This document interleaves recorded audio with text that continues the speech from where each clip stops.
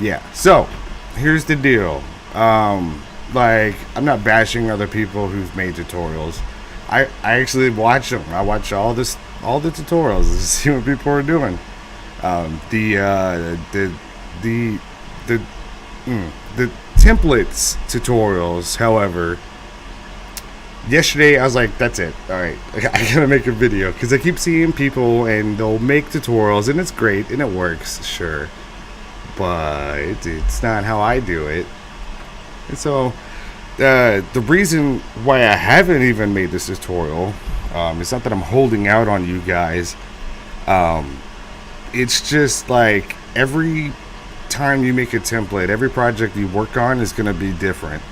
You got to strategize as you go with how you lay out these templates, and save the questions for the end. I'd be more than happy to show, live Q&A type deal at the end. But let me run through this. Yeah, the hot dog. All right, so first things first. If you're brand new to Adobe Illustrator, if you've uninstalled Inkscape like I asked you to, like a great American citizen, and if you're not, well, you're here, you're one today. And so, first thing I want you to do is over here on my YouTube, I made a playlist of all the previous tutorials I've made. The top 2 are the most important, especially if you're going to be running Adobe Illustrator. And just to confirm, I'm not echoing for you guys, am I? If you can, let me know. Hopefully I'm not echoing. But back to this. So the top tutorial is my 6-step prep. That'll prep anything you ever worked on, mine, someone else's, whatever, for your engraving software. And I was taught calling that stuff, it's ripping software, like printing when I ran wide format printers and all that stuff. The way you want to do this, and this is how I learned doing printing and the sign business and all that, is you don't want to do it all on the same software, because normally the ripping software, it's not what you want to do. That is only meant to run the machine that you're sending the artwork to, and that's why we have Adobe Illustrator. Okay, cool. It's echoing for me, but I can handle it. So Adobe Illustrator, I get it. You have to pay for it, and that's a downer. But if you're doing this to even make any remotely amount of money, it's so worth it. It really, it's the number, like, you got to spend money to make money in business, and I can guarantee if you're serious about this, it's going to save you time, stress, and you got me here to yell at you. So, but anyways, the first tutorial I have at the top is the 6-step prep tutorial, and that's important.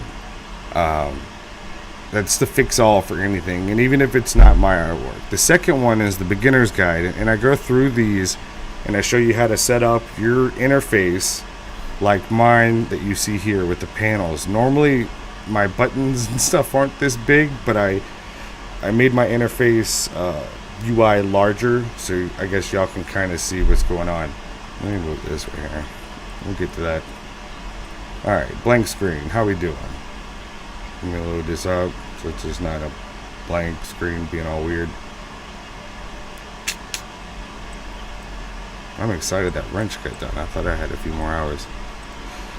Okay, so yeah, so that second tutorial will show you how to get, because it's also important to have your tools and everything where you kind of need it so you can access it, including tutorials.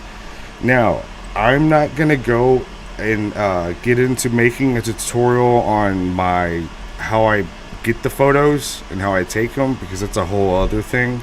I'd be more glad to share that another day. But for now, we're gonna go ahead and skip ahead. So if you're pulling pictures off the internet and everything else, it's gonna be hit or miss.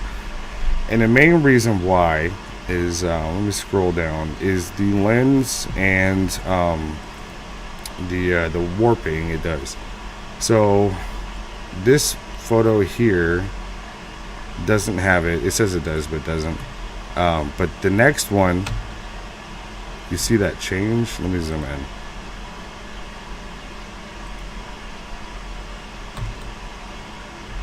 You see that?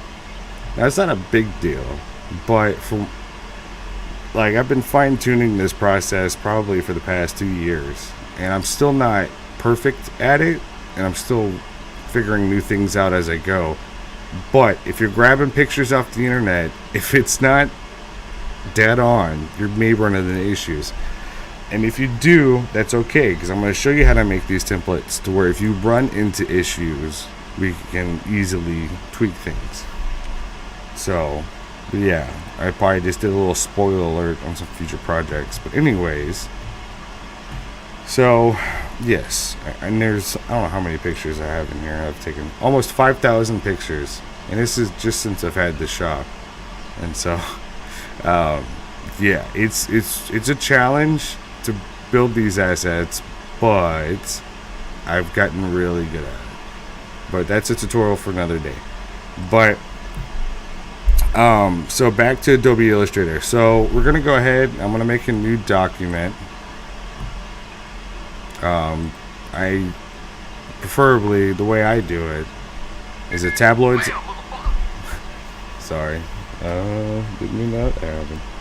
That's my email notification, by the way. That's what I hear every time you guys email me. So yeah, tabloid size, mainly because it fits perfect in the frame. When you first start making your template, you're going to want to break down your files into 3 stages. The first stage, you're designing. The second stage, you're prepping, and the third stage is you're exporting for the software that your laser runs off of. So this file, you can get messy with it. And I'm going to show you all a few tips, things that I do along the way, to where it makes life easier if you ever need to go back or change things, but also have assets for the future on files that you didn't finalize, if that makes sense. But anyways, tabloid, RGB. If anybody that does CNC and you're one of those like super scale 2/3 blah blah, like very specific, you're probably not gonna like this video, because we're loosey-goosey all the way up till the end, and then we're good to go. But for right now, you don't need to worry about the picture being the actual size or the artwork or anything. And I'm actually going to show y'all something that a lot of y'all may not know. Alright, so I'm going to go here, and I have an example that I first want to do that isn't a gun. And this is just because it's super simple, and we're going to go ahead and run with that and get the ball rolling. And I don't even know what this tool is called. I found it in one of my toolboxes. But yeah, it's cool looking, so I want to draw on it. Anyways, you see, this picture is huge. I mean, this tool is very small. Just mess around with me, get you with my claw.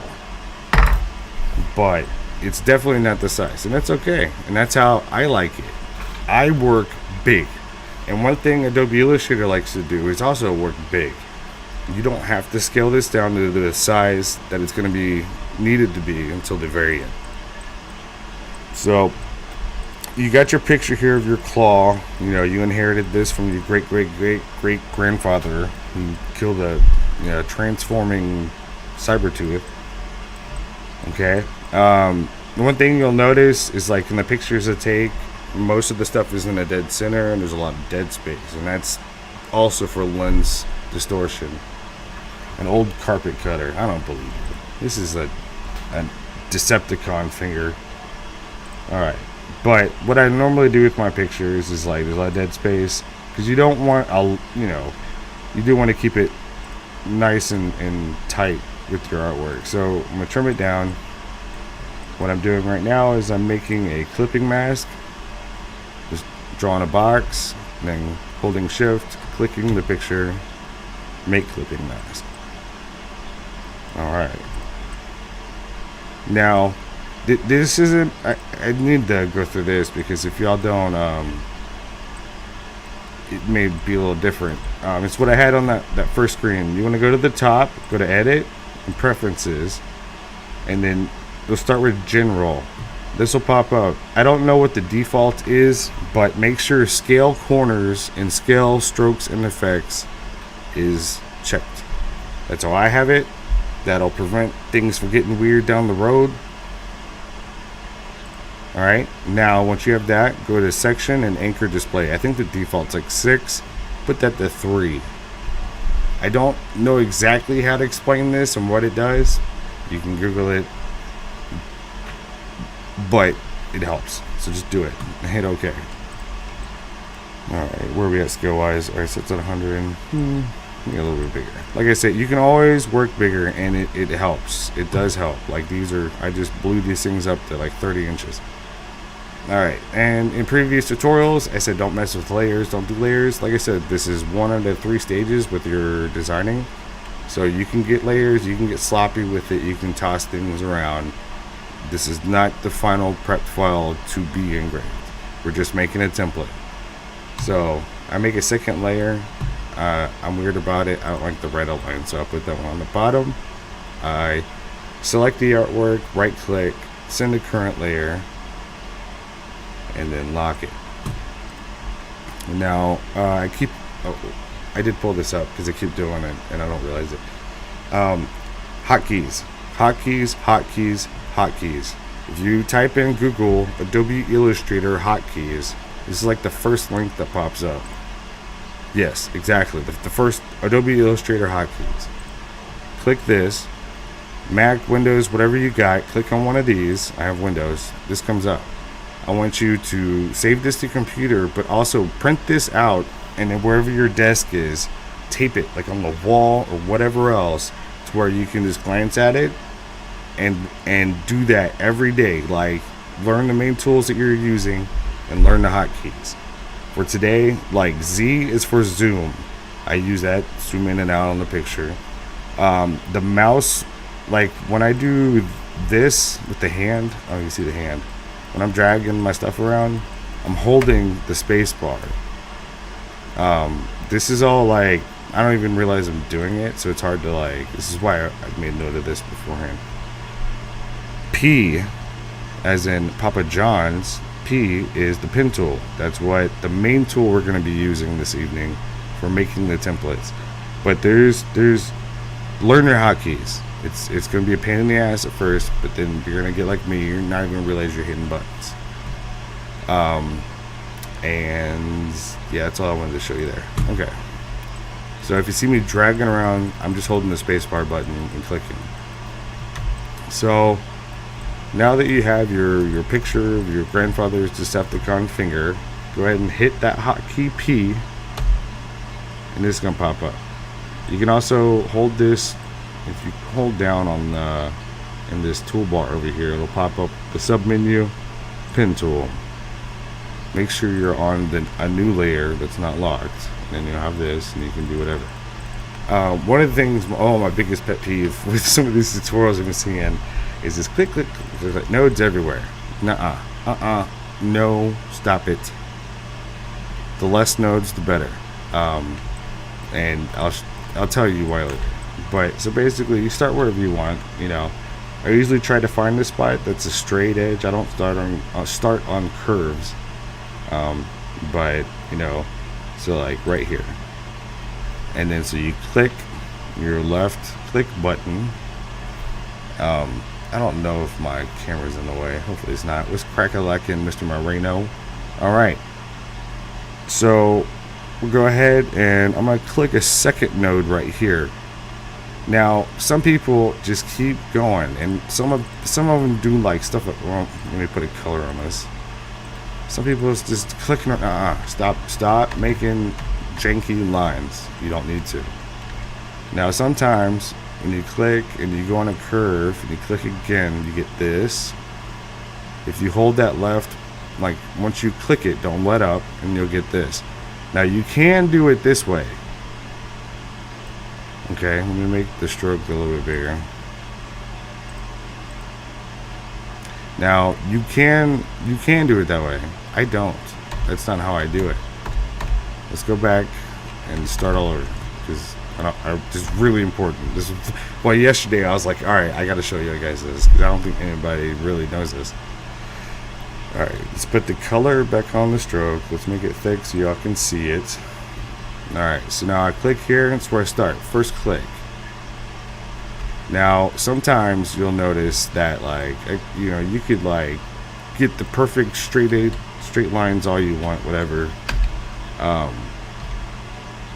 Work with the piece that you have in front of you. Don't worry about the exact perfect straight lines, because it's more likely your picture isn't straight.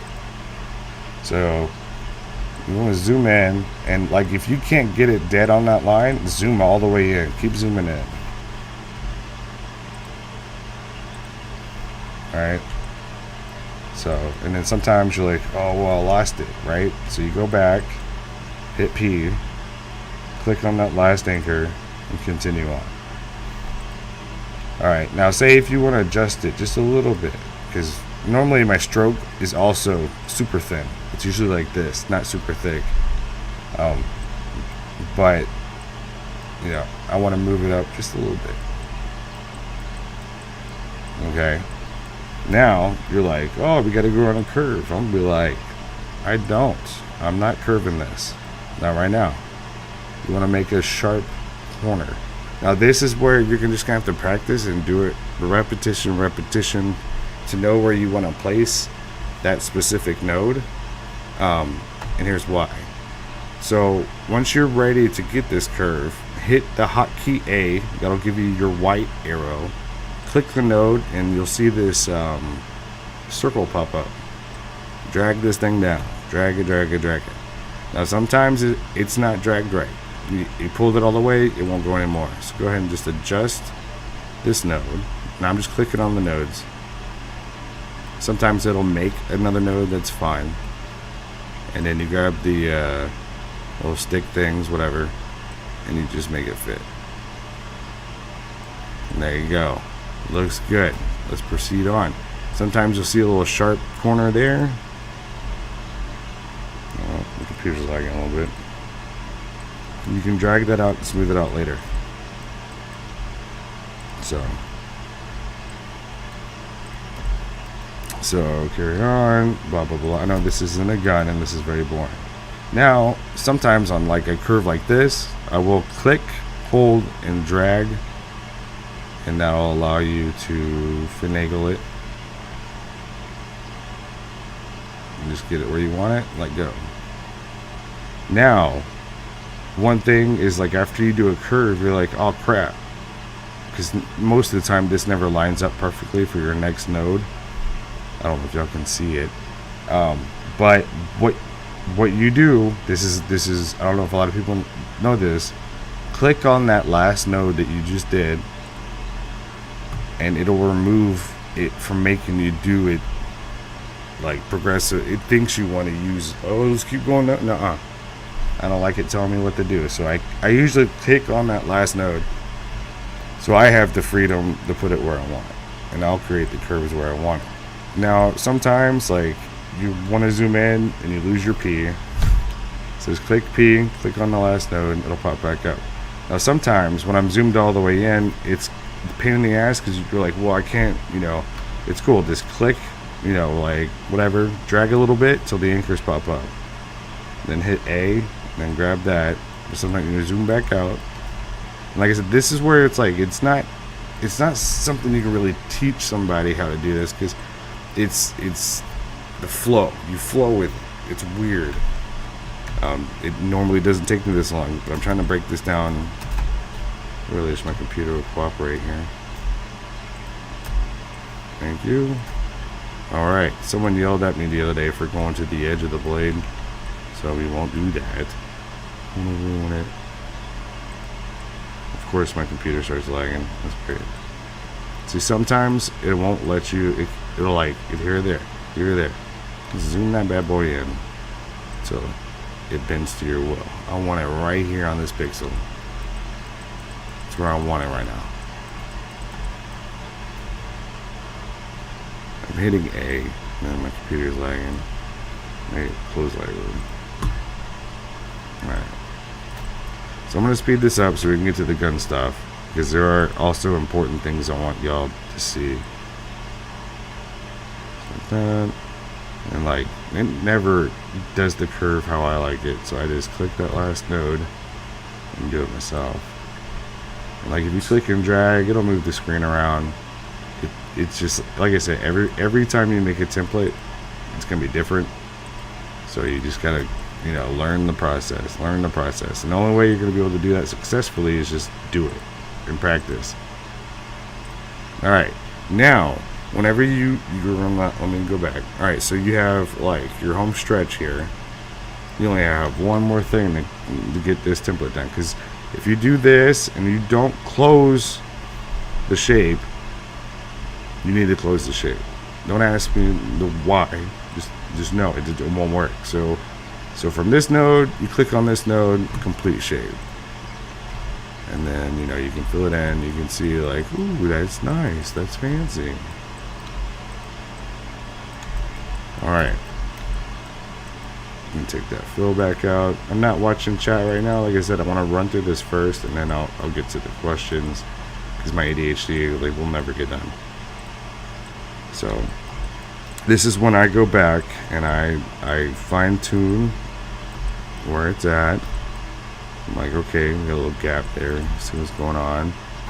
Like, all right. Sometimes you're like, maybe I need another node. So hit the P button when you're going around. You can see that it's selected. Hit P and click on the line. It'll show you like a plus mark, and that means you can just drop a node in, and that'll give you a little more freedom for if you want to manipulate things like so. You're like, oh, that's gross. And then sometimes this is where it gets weird, where like you're like, I want to move this, but then that moves. You're like, oh no, what's happening? I'll make this a bit thicker so you can see. Like this, like you're like, no, stop. It's not working. It's not going to line up well. Up here where it says convert, and there's like a sharp angle and a curve. Click the sharp angle, it'll shut that shit down real quick. And then you can do this. Like, all right, that looks about right. Zoom out a little bit, and then zoom out a little more. Yeah, right there. That's where I want it. Don't let the software tell you where the line's going to go. If you want it to look better, or if you want it your way, do it. Don't let the software decide for you. Sometimes you guys zoom all the way in, sometimes you guys zoom all the way out. That's just how it goes. I don't like software telling me what to do. Alright, delete that. Alright, so we got this line here. Let me make it a little bit thicker, and then I'm gonna make it red because I want y'all to see this. Now, if you had, like, if you watched my tutorial on how to set up your interface like mine, you're gonna have this up, and you're gonna have it with all the options here like I got. If you haven't done that, it's gonna look like this. Just whatever. You see where it says stroke right here where I'm circling? You're just gonna have like one thing. That's not helpful. There are a lot of tools in there that some may not know about. So click show options. Poof. You just got an assortment of awesomeness. Now, why am I bringing this up? Now, you don't have to do this, but this is how I'm going to give you the best example. The default line width. So if we have it super thin, you can keep it on the edge and you got a template. But it's not very useful in regards to going forward creating the design with it. So I'm going to, oh shit. I'm going to go ahead and make this thin again real quick. So you can see how we have it. It's around the Decepticon claw. Now, I want it thick because I like my thick borders. And I know my artwork is dead on. But if you don't do what I'm about to show you, then your template's going to be off. The artwork's not going to fit. You're going to have issues. Especially if you try to scale it down. Like, oh, I'll just make it smaller. Well, it's going to be off. It's not going to look right. Now, let me show you what I'm talking about. You see here, half is on the blade. The other half is off. That's not ideal. So what I usually do, let me make this right again. And sometimes, like, there's, usually there's something like going on with my work that isn't right. I don't know what it is. I don't really care. I don't have time to figure it out. But if you have the Pathfinder tools panel pulled out, I know my template's supposed to be complete. There's something going on. You can always double check by hitting unite. And what tipped me off to this is these two boxes right here were not highlighted, and we need to use those. So there's something going on, but whatever. I don't have time to figure it out. Pathfinder is like Jesus. He'll show you the way. So you click that, boom, boom. Now you can do this. Instead of having the stroke half on, half off, you can put it all on and bring it inside. And let me reduce this. And now you can see everything is dead on the edge where we want it. And you can also go back in, and I usually do this, is I'll go back around, and I do this by holding the space bar, the hotkey, the hand thing. So I can just click and drag, and we go all around the shape, and then we do this. Now, if you're not comfortable with doing this, and you're just learning, and you're like, I'm not ready yet to balls up, go all the way to the edge like this. I don't know about that life. It's kind of crazy, because if you mess up, well, you messed up. And this is literally what I do. I just go around and I tweak it. You take the time to do this right, and then you'll never have to make another template again for this Decepticon claw, because you can always have this to go back to, unless it's, you know, not the same. I don't know. And you can see here that's a little off. It's a little hanging off the edge there. So I hit A, and then drag that node down a little bit. And one thing that may help, because now we're getting like in the pixelization, if you go back to selection and anchor display, you drop this bad boy to 1, this should allow you to literally move pixel for pixel. And I'm confident in, like, this is just as precise as in my pictures. If I pulled this picture from something online, you know, and I'm going to show you a method that you can use if you're not confident in the photos you're using, to at least give you a little wiggle room for error. Alright, so we got that. But what, yeah, like I said, so back in the stroke panel, the default is this. You know, right in the middle. This align stroke to inside is the technical term. I'll pop it all in. And that's what I do with all my stuff. When I'm designing like templates and everything else, I would say 99.9% of the stuff, if you're purchasing from me, this is how the stroke is when you open it. You may not realize it, but that's how it is. You can also go outside, but that doesn't really help us here at all, so irrelevant. But the inside is very important. This keeps it all exactly where it needs to be. Now, if you're not confident, I see some more comments. I'll check here in a second. I'm sorry. I'm not good at this at all. I don't know if I've ever done a live tutorial before. I haven't done it from the shop, that's for sure. So, bear with me. But anyways, so if you're not confident, you're like, I would like a little wiggle room. I don't want it right on the edge. I'm like, okay. I'm going to make this thin again real quick. So, but you have the perfect positioning. So you could also use this as a tool for when you're positioning your artwork using EasyCAD or whatever you're using. This will narrow it down if you have artwork on the inside that isn't all the way to the border. That's what I do to kind of get things like right, you know, in the general area. Alright, so now watch this. Let me zoom in a little bit so you can see. I'll make it thicker for the, yeah, alright. So object, path, offset path. Well, that goes on the outside. That doesn't help. It's okay. Click on the offset right before the 0 and hit the minus. Watch what happens. When you do that, click on this box. You're not going to change anything, but that'll activate it. And then boom, inside. And hit OK. Now, this is like your positioning thing. You're not even going to use this to put artwork in. This just shows you the edge of the object that you have now. Now you have this, which doesn't go to the edge, and it'll give you some wiggle room for you know, if your stuff is a little off or isn't perfect.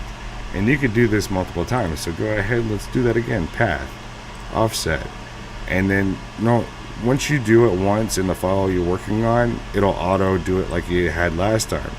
So this time, you know, like, all right, cool, okay.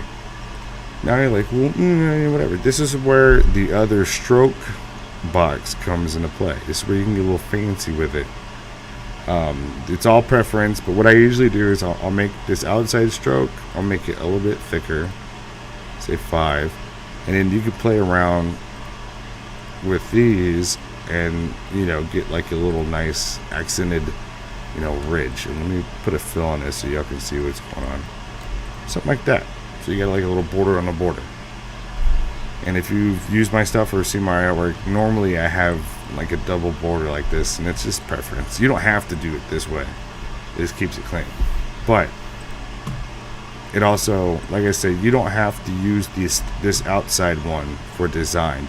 But I save it so when you're lining all your stuff up at the end of the day and it's going to your laser, that'll give you a positioning to where, like, once it's the right size, it should all be perfect on that edge. So whatever artwork you have inside of it that doesn't go to the edge will be exactly where it needs to be. Doing the offset gives you wiggle room. I do that as well. Alright, so we got that. Now, that's a template, so you can do whatever you want with it. I'll play with some stuff later with my other assets. I want to move on to the next thing. But biggest takeaways, hopefully y'all understood, was like, if you're going on a curve, you don't have to curve it. You can go ahead and angle it, hit A, click on that angle, drag it the curve. It gives you a little more control. Also, when you do a curve, say, oh, I dragged the curve. Alright, it's going to automatically want to do another curve. You don't have to. Don't let the software tell you what to do. Click on that node, and then it'll be straight again. You'll have options where you do. Now, one thing I didn't kind of mention, but you want to use the least amount of nodes as possible. So you saw me dragging around. Like, you could do this like this way. Is instead of doing 1 or 2, you can do 5. But if you ever need to come back and tweak it a little bit, it's a lot easier to straighten the line out if it's not a lot of things going on. But if you have a lot of nodes, then you're limited, and then you're just wasting more time because you'd have to go back and you're like, all right, was that? No. So the less nodes, the better. And this is for fine-tuning things and tweaking things to get right in the future to save you time. Super fast, like Sonic the Hedgehog. Keep up, bro. Alright, so there's that. Now let's go ahead and open a new document. We're going to kind of do the same thing we did with the Decepticon claw. And this is where we get to the gun stuff. Now you get your pictures. These are ones that I've taken. I figured I'd go over this because this is another thing I've seen that's been driving me nuts. How I do slides, sort of. It saves me a lot of time. So I figured this is why I'm like here today, because I'm like, all right, y'all, it just drive me nuts. Everybody's doing it. All right, so go ahead. I'm gonna mask these to get rid of the dead air space.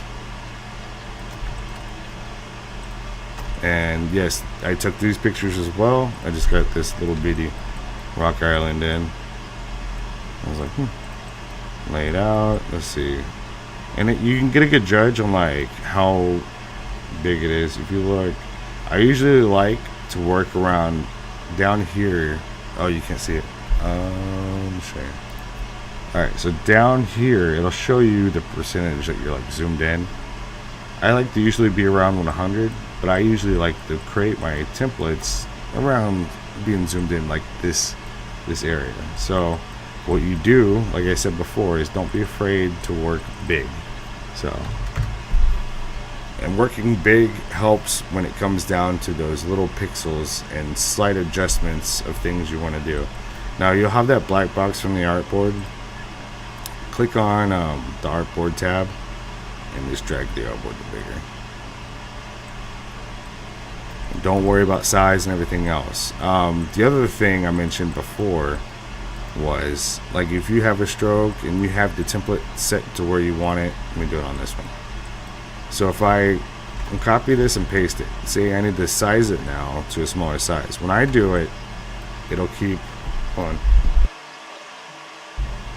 it'll keep the same ratio of the thickness and everything else. If you don't check those boxes in the preferences, in general, if you turn these off, then when you go to change the size later, when you make it bigger or smaller, see, it changes it for you. It keeps it, yeah, it's not like shit. And it's like not a huge deal, but if you have your artwork how you want it later down in the process here, and you start moving things and sizing, and because then you're really restricting yourself. If you do size it first thing, you're restricting yourself on a lot of freedom. But I mean, I never have those unchecked. It's just, it makes sense to me. So scale corners, scale strokes and effects, have those. I know I've said that probably like 20 times, but it's important because you'll do something, especially if you're learning. If you didn't have those and you're like, why is it doing this? It's frustrating or whatever, and you just spend an hour designing something, you're just gonna get frustrated. And so I'm here to save you some time. Alright, so we get these. Let's go ahead and make a second layer. I don't like the red for the outline for my strokes template, so I put that on the bottom, send these to that layer, lock it, move to the blue. And see, like here, we're on 160. That's what it says at the bottom. And that's how I dig it. I don't know. It's preference. You don't have to do it this way. This is, like I said, posting this yesterday about the tutorial. This is how I do it. If you don't want to do it this way, that's cool. But this is, this is how I do it. I mean, it works for me. Alright, so we get this, it's not a full-size 1911, but it's okay, and that's good it's this way, because it's a little bit different. Everybody keeps doing 1911.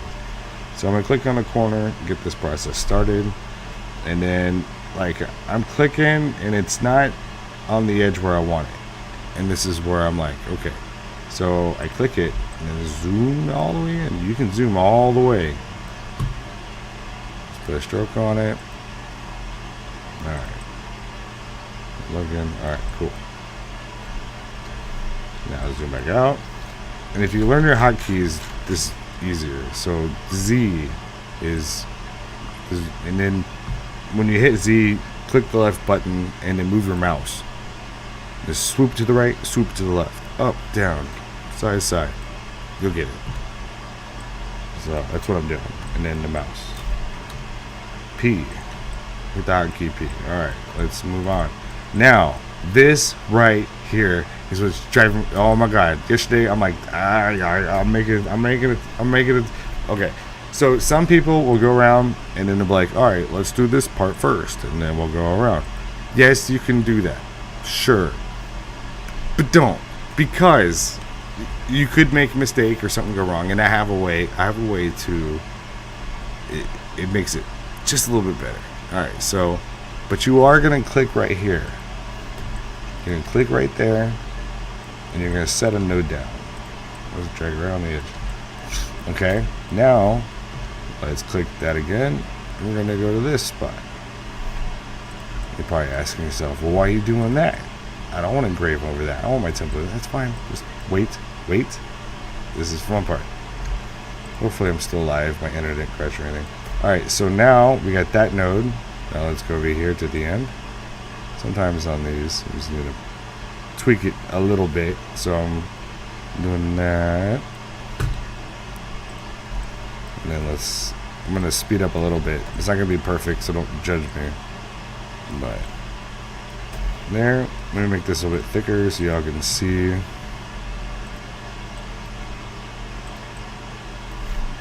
And sometimes you want to move it just a little bit. If you zoom in, it'll let you do it. Alright, I'm not going to round that off just yet. And this is how I I've done so many 1911 slides, but when I'm doing these notches, I do that. We'll get back to it. I do that. Click another node here. Don't go over the serrations yet. There's a reason for that. So click there. You have that. You drag yourself over a little bit. So you're going to re-hit P. Click on the node. Click on this edge. There's a reason for this, and I'm going to get to it. Now here, you can do it one or two ways. I'm going to show you. We'll do it this way. So, alright, you need a little hump. You just do this. Click, drag, you get your hump. Here, just follow along the edge. If I usually go back and round these off instead of doing it while I'm there, because it's kind of frustrating. The 1911s, most of them have this like S. Let me zoom in a little bit. It's always like this, because I guess you need it to not be stuck. But what I do is I don't round this off yet, but I click in the center right here, and then down here. Now, and then the other thing too is this is where I just made a mistake, but the illusion of it looks like the slide goes all the way down, but that's kind of under. You don't want to engrave on that. I mean, I guess you could, or you could just do the whole thing. But so right here, this is a good thing. What I do is we have this like S. Is I click this node, hold shift, click this node, and you'll see here 2 circles pop up. Do I need to zoom in more? Yeah. Alright, let me just do that again. Alright, so push A, the hotkey for the white arrow, click this node, hold shift, click this node, and you'll have 2 circles that pop up. Click either one of those, hold and drag, and that'll, but it does it, it gets it kind of where it needs to be. And this is where you click this node, and this is where you make your fine adjustments. Like, alright, cool.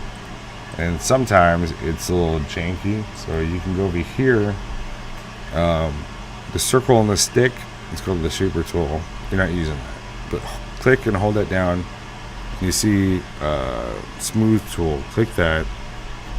And I don't know why it's always been this way. It's bugged me. If you gotta click off, then go ahead and reselect the line, and then click on the smooth tool, and then over the area where it's janky, just click and drag. And it'll smooth it out just a little bit. And then over here, I mean, we might as well just round this off. I said normally don't do it on here, but might as well. So round it off, click. Get the circle, round it out.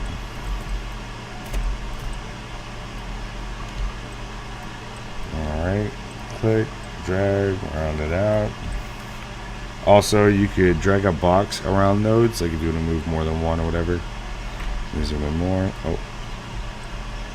So click and drag a box, holding A, or the A white arrow, and it highlights them, and then that's the other thing.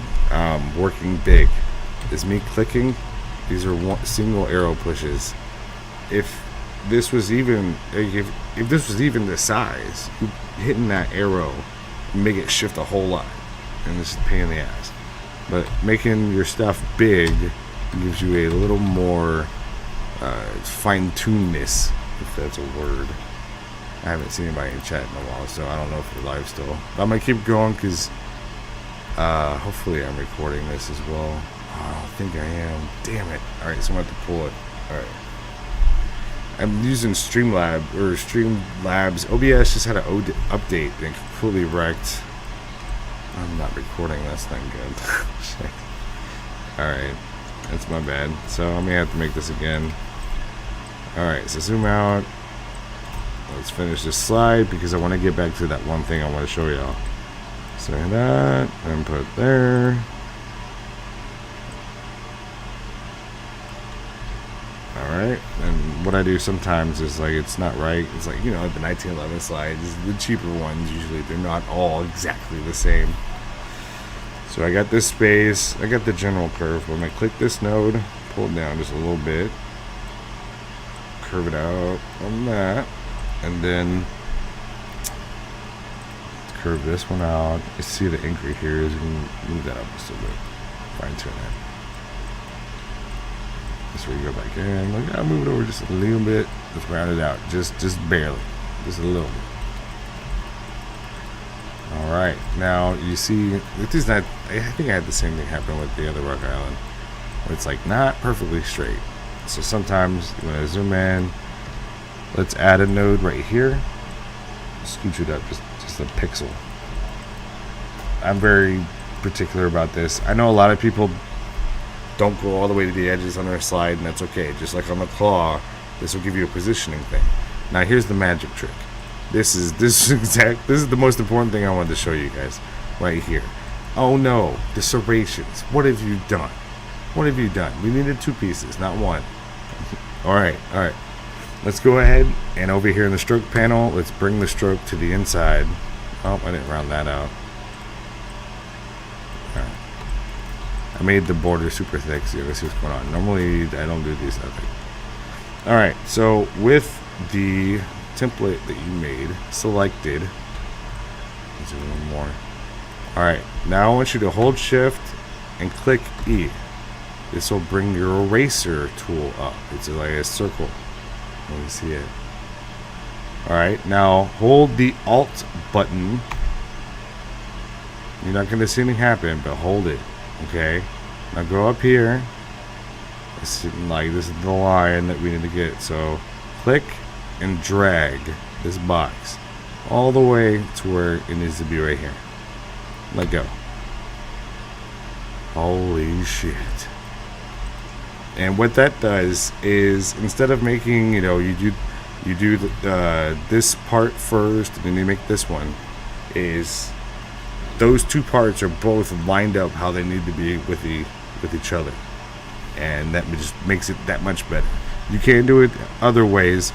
This keeps everything as good as you need it to be, and that's how I do it.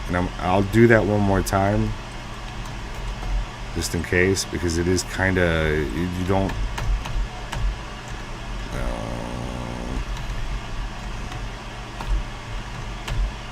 All right, so go back here again. Let me turn this down a little bit. You gotta turn the opacity down so you can get a general more idea on your work. Okay, so you have your slide, and the other reason why I said, because you don't have, well, you should do. Okay, so you made these nodes. You would think, oh, why you did that? You didn't really need to make the nodes. You did, because if you don't, okay, I'm gonna show you what happens if you don't get it perfect the first time. So say you didn't get exactly on the edge. So Shift E, the circle pops up, it's the eraser. Hold down the Alt button, click and drag. Say you don't get it all the way to the edge. Okay? You're like, oh crap. It's okay. This is something that helps. So go ahead and click this node with the A white arrow, and then lock it in right over that node that you placed before. Same thing here. Same thing here. Okay. Now, if you don't place those nodes like when I showed you when we were going around, okay.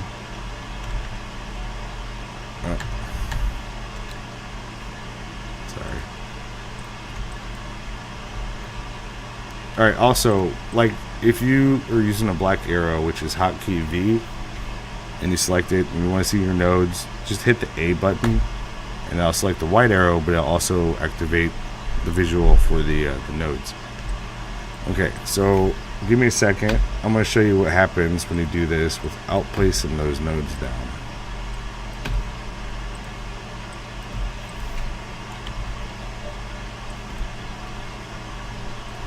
Okay, so say you don't have those. You're like, alright, time to cut out the serrations like Fragout did. Woo, this is exciting. Shift E, circle pops up, hold Alt. Okay, now before you saw when you drug the nodes over it locked in pretty easily. Well, now you have to you don't get that extra little help. So now you guys spend more time positioning it where it needs to be instead of already having that done. And it saves you, not a lot of time. It saves you a little bit. Also, a quick tip is if your stroke's in the way, go ahead and just move that up there and be like, all right, that's where it is. So when you click and drag, you can see where you're going. And placing those nodes before isn't a big deal, but it'll save you time over the long run, and also help you from making mistakes because you already had that placed down before. Put it right there. Also, though, what this does is that means that these two edges may not be exactly as concurrent and straight on as we had it before. Your head just exploded. Dude, I'm telling you, like, this isn't something I've known about, the whole time. I've been graphic designing for going on 12 years now, and I've been using Adobe Illustrator for about, 9 of those. This was, halfway through revelation with other stuff. And then with the Firearms being able, this past, 3 years, these little things, they help, but, don't ask how I figured this out. I have no idea. But that's one of the things I wanted to show y'all, because it's the biggest thing is it saves you time, and then also it saves you, your future you, from having to worry about making mistakes and not catching them as you go. And it keeps the artwork as dead on as you need it. Now with 1911s, folks, they're like, I don't want it all over the edge. What are you doing? That's cool. Just like I showed you a minute ago.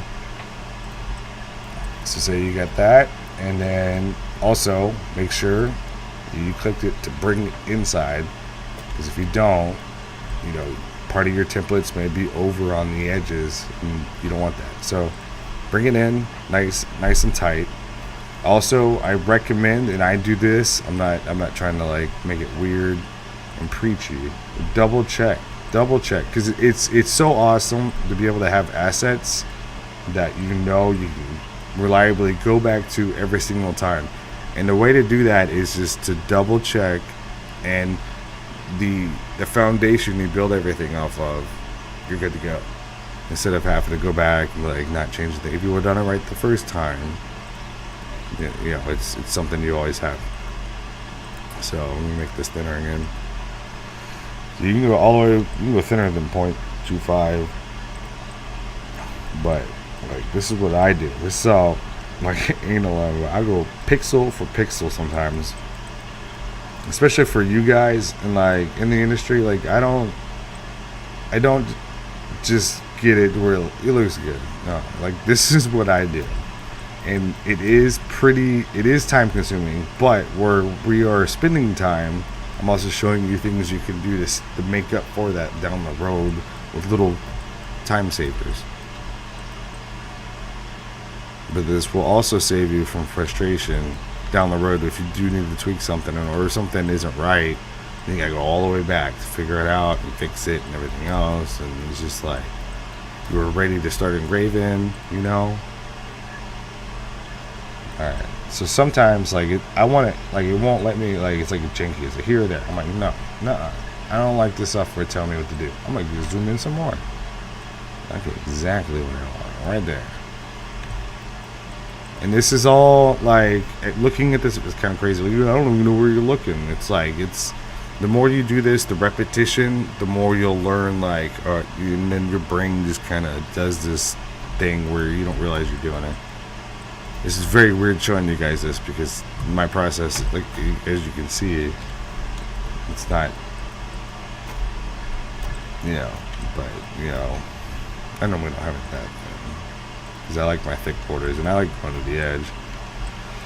But this is where I'd also I can't show guns on stream, but this is where I double check, and then if I need to, I'll go and look at the slide and see if there's a weird bevel edge on the bottom of the slide or something, that maybe the camera didn't pick up, but you may need to make note of. Right here, see, we're a pixel short. So what I'm doing, I'm just dragging a box instead of clicking each one individually and holding shift. I drag a box, and then I'm using Z to zoom in out, and holding the space bar, just following along.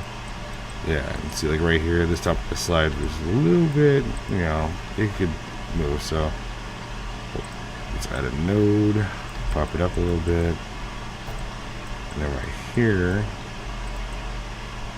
see, I wouldn't have had to adjust this if we had it right the first time.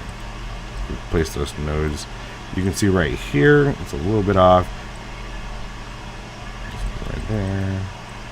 You also, you know, the underside of the slide, see the shadow. But this is just me. All right, so you're not going to the edge anyway. You don't really care, and I'm like, cool. So let's not do that.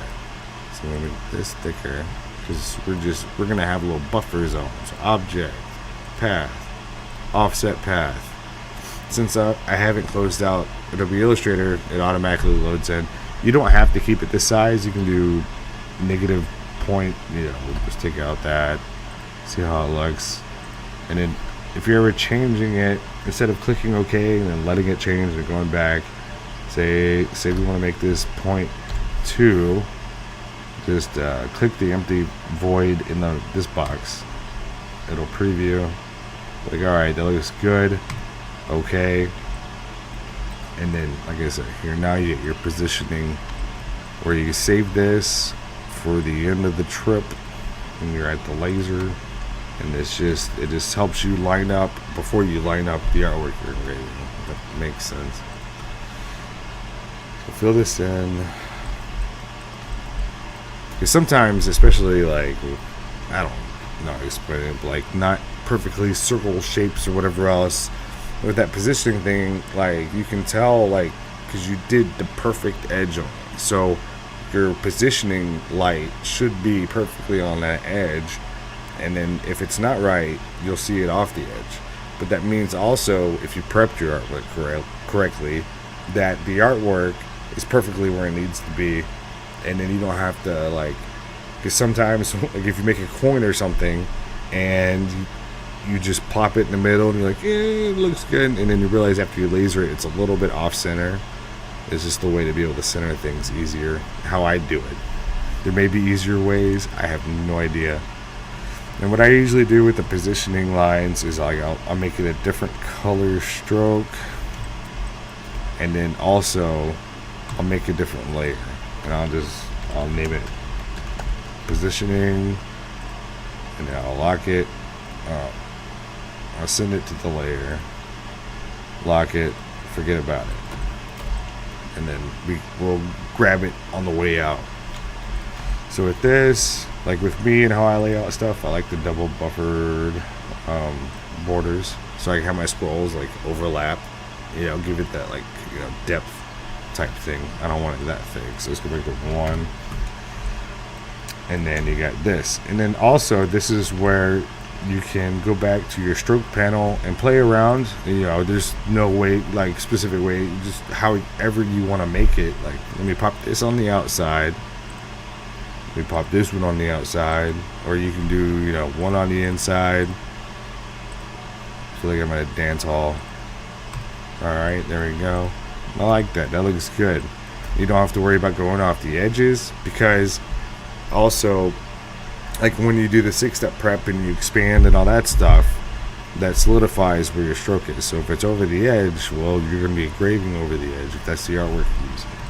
But I like to look at that. So, and then basically all I did was we popped in the offset, and then I played in this panel over here, these 3 boxes, the align stroke. There's one where it's in the center, and then also, like, you can tell as well, I don't know if y'all can see that blue line, like when you have this selected, you can tell, but if you move like the inside, the blue line is now on this side. And then in the center, how you know if yours is just the default is like your line will be in the center of the stroke instead of the outside. I don't know if that makes sense or if that's helpful at all, but it's just, you know, so alright, cool beans. That's awesome. And then, like I said, like once you have your templates done, you know, the other thing that I like to do is I like to stack, you know, projects. So like once I'd have my templates done, I don't automatically go and design an engraving design on this and go ham. I will save this, and then I'll save a copy of it, and that's just a generic thing that I'll never touch again. So, I should name it. Yeah. So also one thing I'll go back to, because I haven't done it since I've been here, is you need to save this file a long time ago. I don't plan on using this artwork, so I wasn't thinking about it, but I'm usually saving. So RI 1911 simple. That's what I call this. And then once you okay, and then now file, I'm gonna go ahead and save a copy automatically. Oh, still saving. Alright, save a copy, save. And then also, if you're using photos or assets or whatever else, go ahead in the copy. You don't have to do this on the main one, but just in case you ever have data corruption or you lose a file or something else down the road when you try to pull it up and they can't access like the photo you used, it won't load. But if you hit include linked files in your copies, that'll save that. So if it ever happens, you don't have to worry about, oh shit, I lost the photo. It'll be there. And saving a copy just saves a copy. You're still in that same first document that you saved. If that makes sense. So now if I was to design like a layout, we're gonna call this one the double decker. I don't know why, I'm just making this up as I go. So now I'm gonna save as, and now this is for double decker. Can't spell right now. Now I'm gonna name this file double decker. Whatever. So now you save this. Okay. So now, like, if I was to design and everything else, if I was to ruin this and just have a bad time, I can always go, oh shit, I still got that template I made. So I'm gonna open. Alright, oh, there's that template. Hell yeah. I'm glad I saved it there. That's great. It's something you can always default back to. And it's because you didn't just design everything in that same file, stage this out. So now we're going to be on stage 2. This was like in my other tutorials how I meant like don't work in your source files, because like it's not the end of the world, but copy and paste whatever you're trying to use into a new document and keep the files pure. It'll save you time. If you do lose your files or you just get weird with it where you can't go back, you always have the zip file that you downloaded, and if you lost that, you can always email me. I can send you your files. Things happen though. An asteroid may fly down, I'm gone, the vault's gone, everything's gone. Good luck. Hopefully you backed up your files. So good morning from India. I got my brother's coin here. Check this out.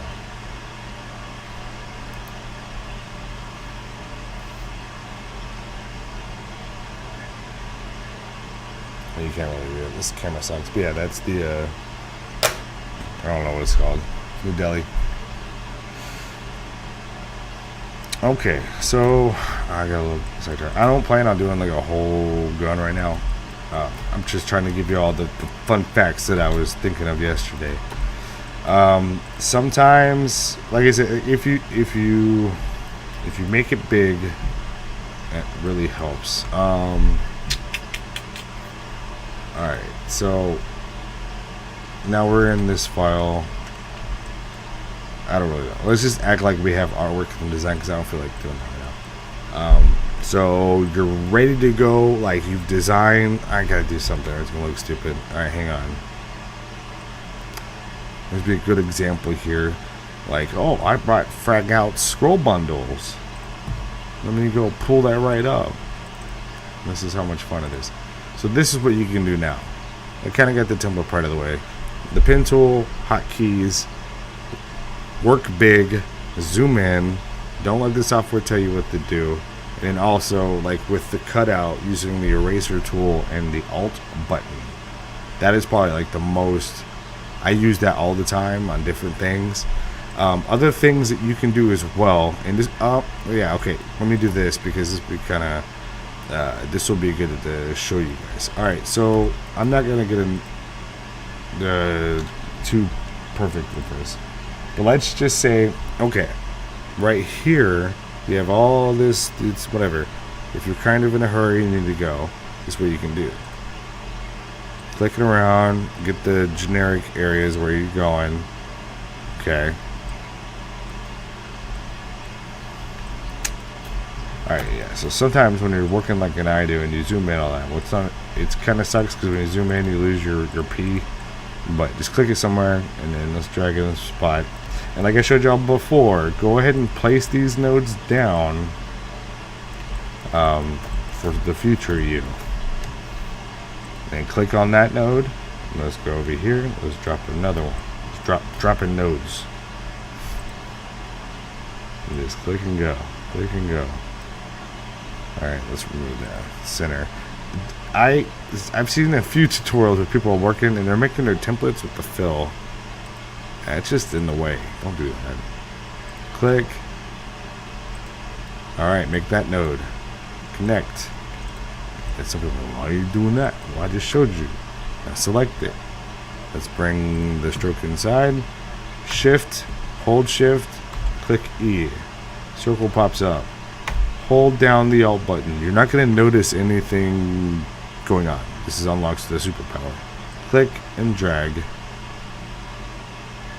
You can go to the edge, or you can do it before the edge, and it's okay.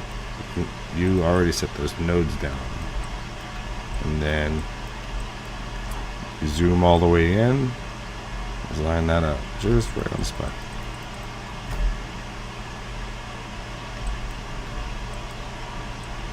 Right there. Hold the space bar, click and drag, click and drag, click and drag. You're like, so also don't get false confidence. Sometimes you have this, oh, it looks good. No. Why don't you go ahead and pull that back and double check. Like, oh, let's move this over to the right just a little bit. There you go. Alright, click and drag, click and drag. You can see this zooming in. You can see there's a little sliver there. So let's go ahead, hit A, drag a box around that. Let's get her right there. Boom. That's on the money. On the money. Alright. A. Click and drag. Let's zoom in some more. Look at that. There's nodes all over the place. We didn't lock that in. It's okay. And then if you can't tell, I can't tell if that's the under part of the slide or not. There we go. And that's the cool part about zooming in is like even with the pixels you can tell when you're just a little off. Let's pull this bad boy down. Alright. Circle. Smooth it out a little bit. Click and drag, space bar. Pull that down. Zoom in. Right there. Smooth out just a little bit. Holy smokes. Shane Whitecloud. Thank you, sir. That's awesome. Are you telling me to stop? What is that? Yeah, I still plan to do the Q&A part after this. You know, I'm just getting there. Alright, so there. It's weird because I'm trying to speed up, but at the same time, it's weird for me. Like, I may end up using these. Alright, so you see here that not all 1911s are special. They're like, you know, the kids that were dropped on their head. They're going to have little things off. Oh! Oh! Oh, crap. Alright, you didn't really miss much. How far back was I? Shit. Okay. So basically, I just went over everything that I went over before. Crap, how far back was I? Did someone go back? Tell me where I was.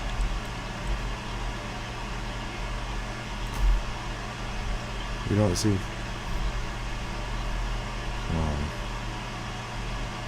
I haven't got to the thing I was going to show you all before making this slide. I'm sorry. You get all excited. Was I just making the template? Or was I on the other side of the slide? Shit. Alright. You know, I'm sorry if people are watching. We're going to go ahead. I'm going to redo this whole side right here. Like, alright. So, this is a good spot. Where's my beverage?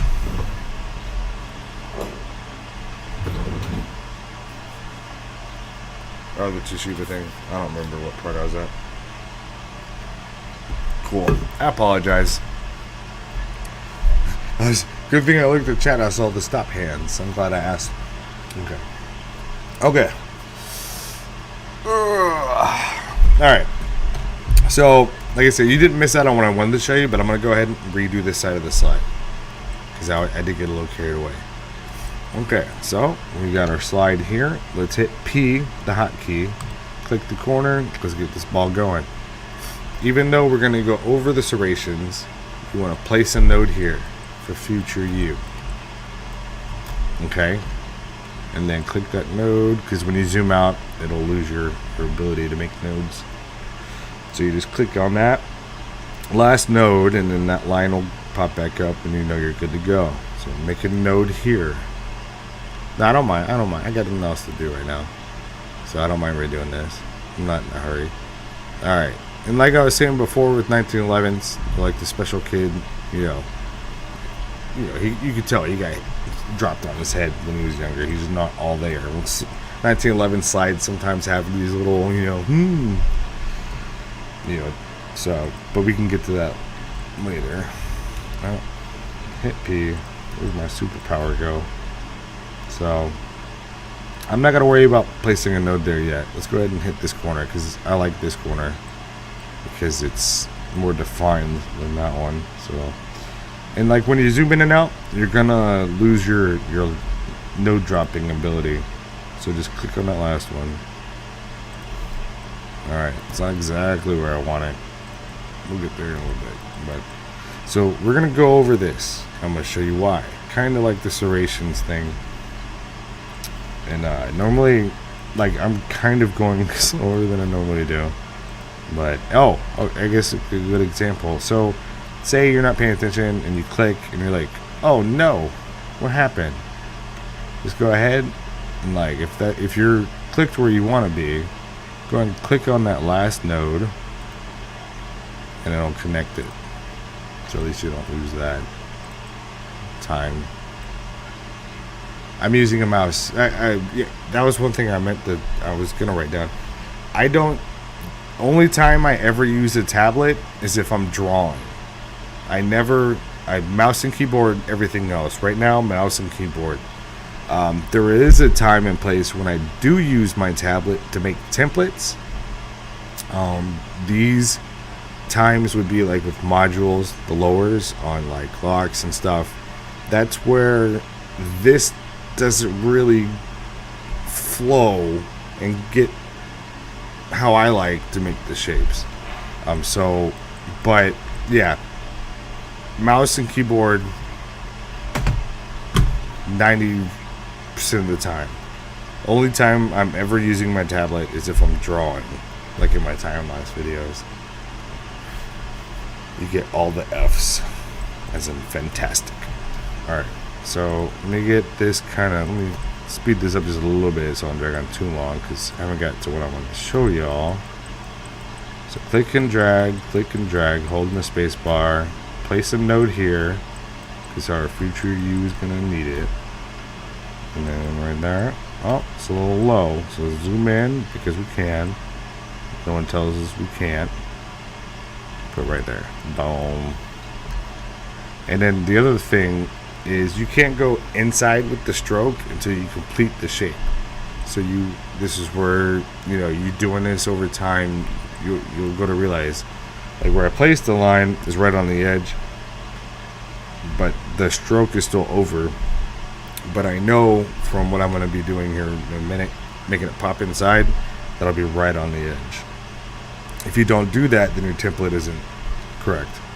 If you just keep your stroke with the default. Alright, boom, boom, boom, boom. Click, drag. Like I said, sometimes I will drag this because I don't feel like zooming back out. So I'll click, drag. It's not right, but that's okay. So boom, hit A, and then you can adjust it. And that keeps me zoomed in. I don't have to worry about zooming back out. Let's go ahead and pop this inside using the stroke panel And the align stroke buttons, these are magical. I love these buttons. They're just as important as like in the other tutorials when I go over the Pathfinder tools.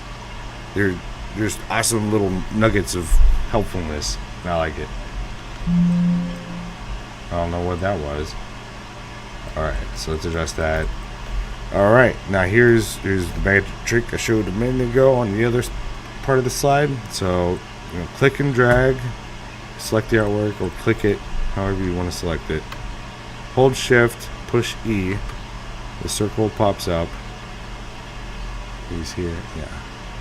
Alright, now hold down the Alt button. Nothing will change, but hold down the Alt button. Now click and drag. And then release. Both. And this lines it up. So instead of doing this, that part, then coming over here and doing this, and this, saves you a little bit of time, but it also makes sure that both pieces are, more closer to being true. Alright, so now here's this thing. Now you're like, oh, now you done did it. You should just go. Alright, so here's what you're going to do. This is what I usually do. So I'll find like a good edge. So this node right here. Alright, so same thing. Shift E. And we're going to cut a little shape out. So I'm dragging a box. I'm going to drag this box all the way, like right down the edge. I like that. That looks good. Like, why? It looks like shit. But I'm going to show you why. Okay, so first thing, I see I can round this corner off. So hit A, click this node, circle pops up, click and drag the circle, get it just right. And that gives you that perfect curve. When you need that, like, when it says something like an odd curve, gets it just right. Don't worry about clicking and dragging. Alright, you'll see here. Alright, so it's straight. You want to keep that the same, but I want to raise this up a little bit, right? So let's go ahead and add a node here, and that'll anchor this line. So when I want to adjust this, I'll click.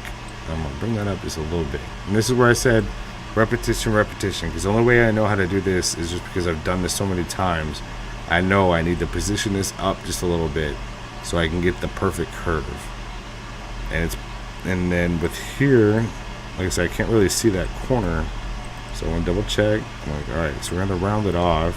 It's not letting me get exactly where I want it, so boom, zoom in, get that pixel. It may not be noticeable, no one will ever know, but you'll know. Alright, so here, I want to double check the line that's behind here. It looks bright, but I'm going to double check, so click the node, pull it out. Alright. And then that looks good. And then I'm gonna bring that blur, and then I'm gonna anchor right here. This slide's odd, so I place the anchor node right here. Bring this up, and then walk it in. That looks about right. Click and drag. Placing the node here. So like the slide is just weird. So they just made a weird molds.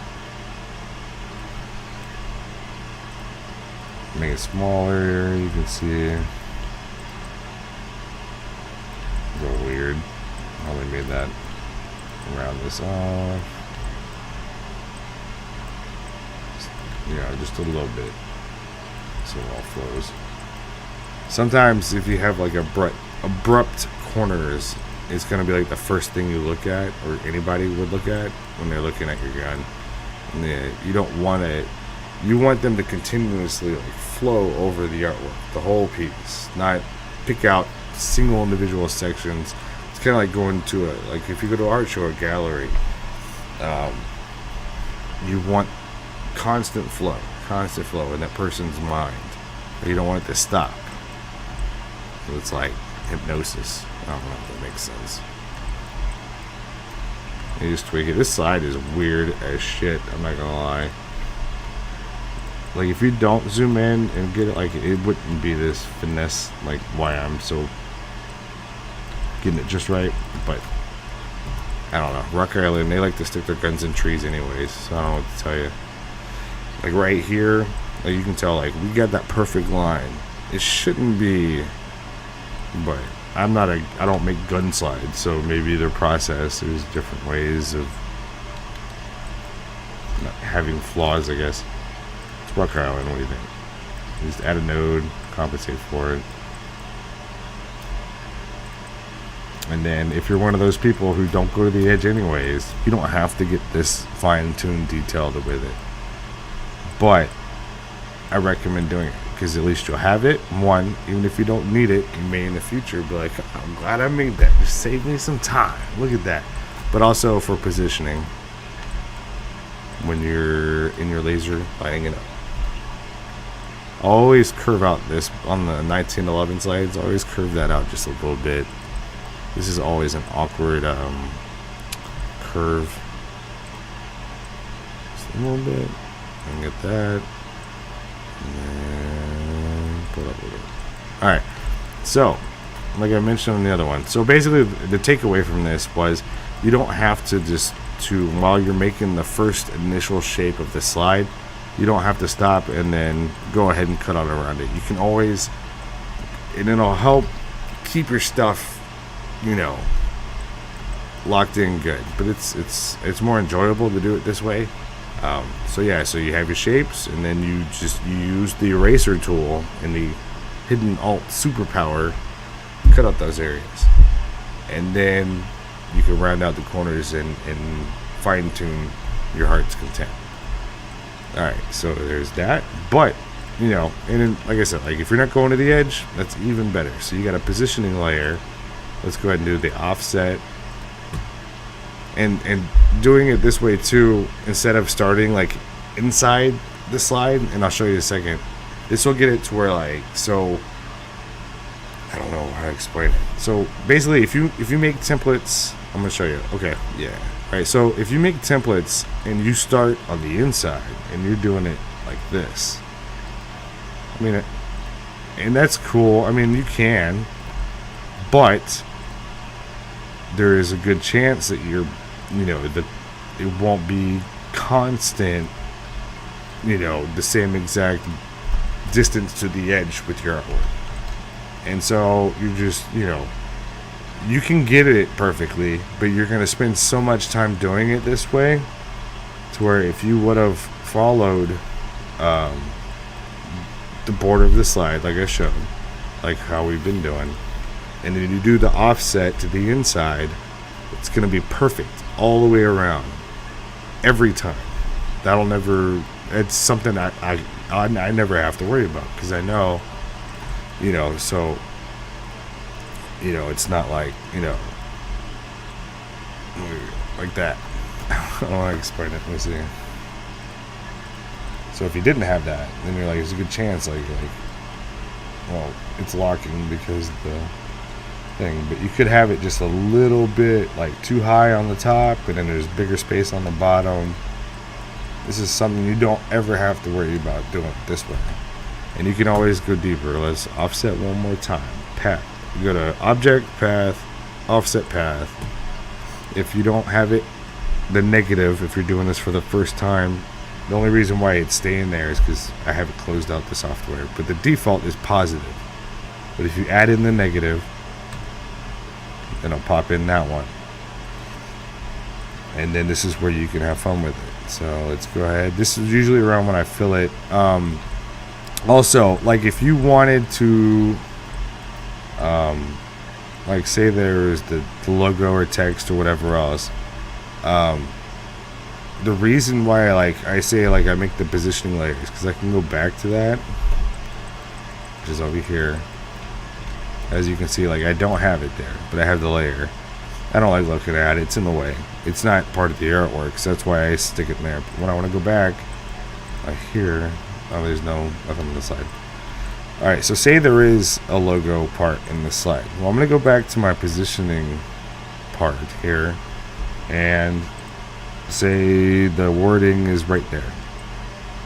So right here, I'm going to line that up, and the only thing I do at this point is I send it away with my positioning layer. We'll get back to that later. that locks in the space, the area where the shit is that you're gonna have to cut out later. If that makes sense. I don't know. Do you ever just run your fiber? Sometimes, yeah. Like with this thing I got in there right now, I tried something a little different with this one. I'm trying to utilize the functionality of this damn machine I bought. So it automated kind of the two piece instead of doing one piece at a time on this wrench. Like I'm doing hands-ons, but this wrench here, instead of doing one piece and then moving like I did on the other side, I had it because I have X, Y, and Z motorized axis. So I set the first part, locked it in, and then I moved the laser to the second part, kept the wrench in the same place. I'm not comfortable with this process at all. I've never really done it. I'm not good at it. So I did do the first pass, and you'll see in the time-lapse video. I'll do the first pass to make sure, because that's something you can kind of get away with if it's not perfect. I also do that with the axes and everything else, because like with the that CTRK axe I just finished up, like when you're doing the blades, if you have the blade level, then your focus is not going to be right. You're going to lose power, and it's not. You want to position the blade to where, you know, the like high points are all kind of the same spot. So sometimes your blade's a little bit lower or whatever else. But for me to also double check the leveling and my focus is I'll do a clean pass first, and you can see where like if it loses power somewhere, that means you don't have it, you know, angled just how you need it. So you tweak that just a little bit here and there. You can see me do that in that axe video I just did it like last week. And then once you have it, it's constant, it all looks, you know, all the same in that area. That's how you know you're good to go. Well, it's not a 6x6 bed. It's like I don't even know. It's in millimeters. But let me finish this up, and then I'll get to questions, because I'll get, you know, we're pretty much done. Like I said, the basic things I wanted to show you guys was how to use that cutout tool, and then the node placements. I don't really know. I'm not good at this, so hopefully that was informative. I do need like a 5-minute break, and then we can get into Q&A.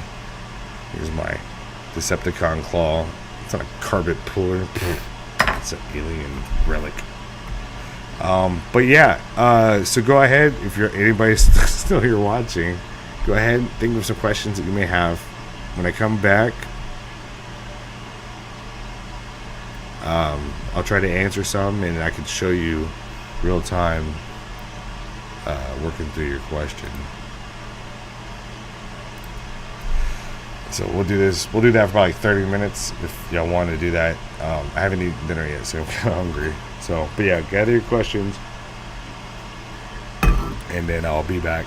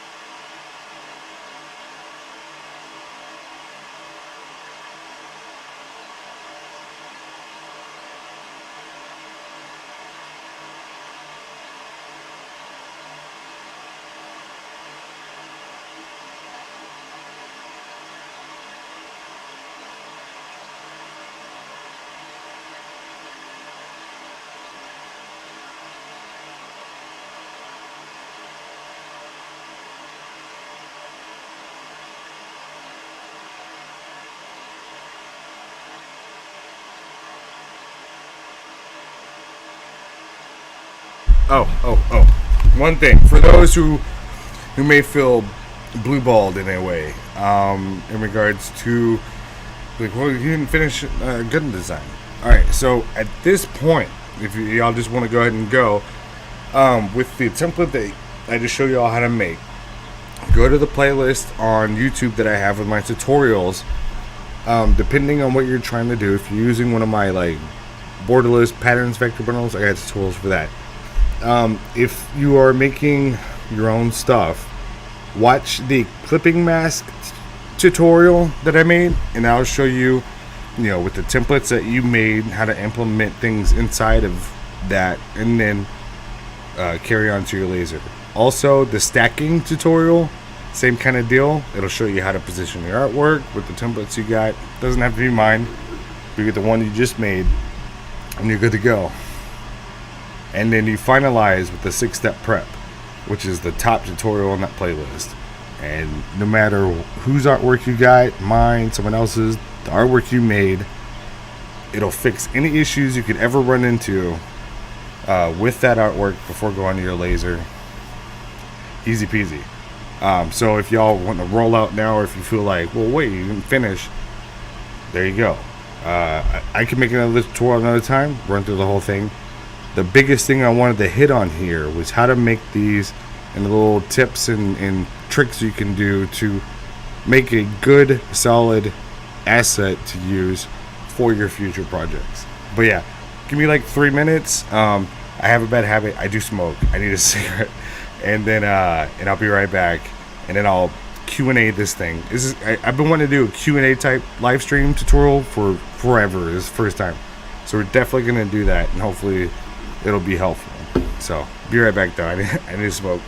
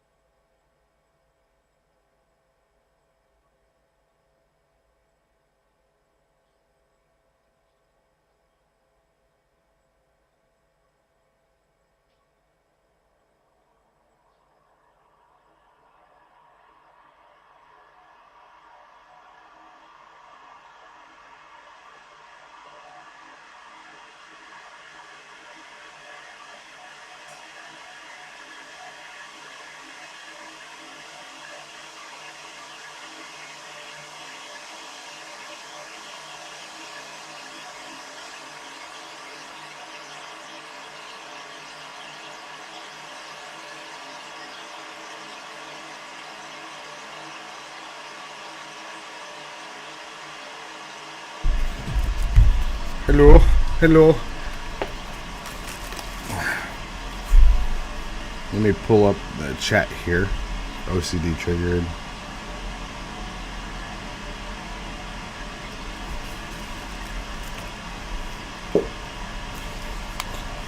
I'm prepping for laser work, sanding, etc. I don't have any videos like that, but I can add that to the, I don't mind, trying to make one in the future for prepping.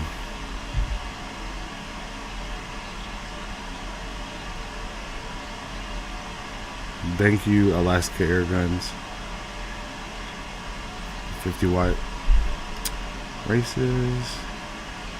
The JPT, I don't know the exact specifics between the races and the JPTs. I just know JPT is like name brand. Races is like Walmart brand. That's how I kind of look at it. I don't really know. I'm not the guy to answer that question. Both are good machines. I've known everybody has both of those. Show me how to put the borderless patterns in the template. I can, yes. I do have a tutorial, but let's go ahead and I'll show some, like maybe a new person here. Be like, you'll buy new stuff off the whatever. Alright, so say you have my bundle. Open. Or go where you saved it. This is what I call the vault. Alright, let me find where I saved the files. It's been a while since I pulled them up.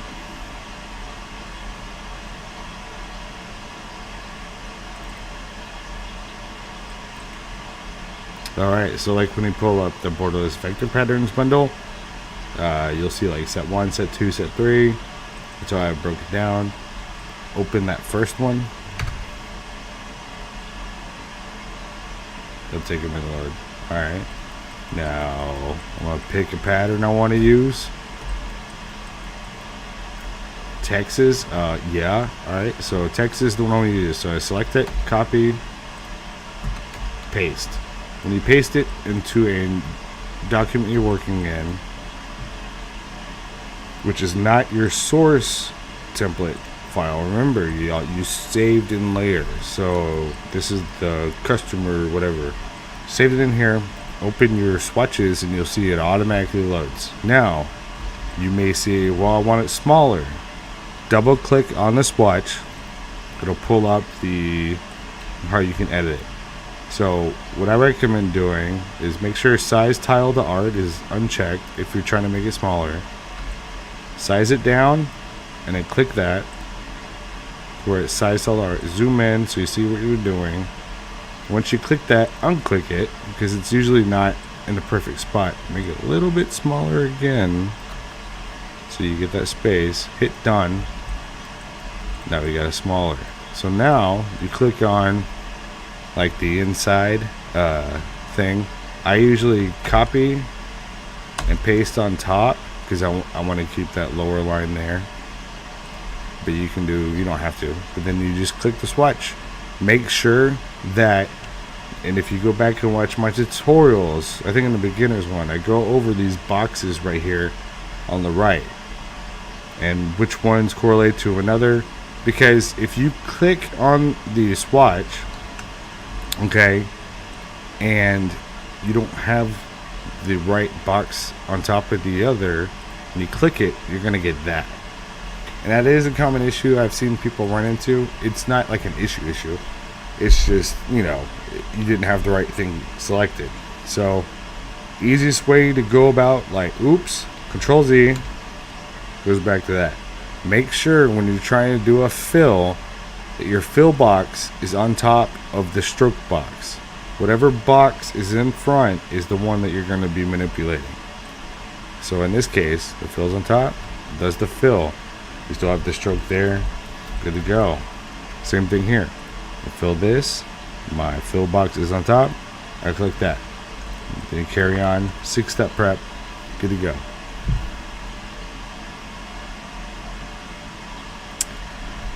Yes, with the one color negative, or where's your comment? I just saw it. You explain the differences when to use a one color, two color, negative, or one color.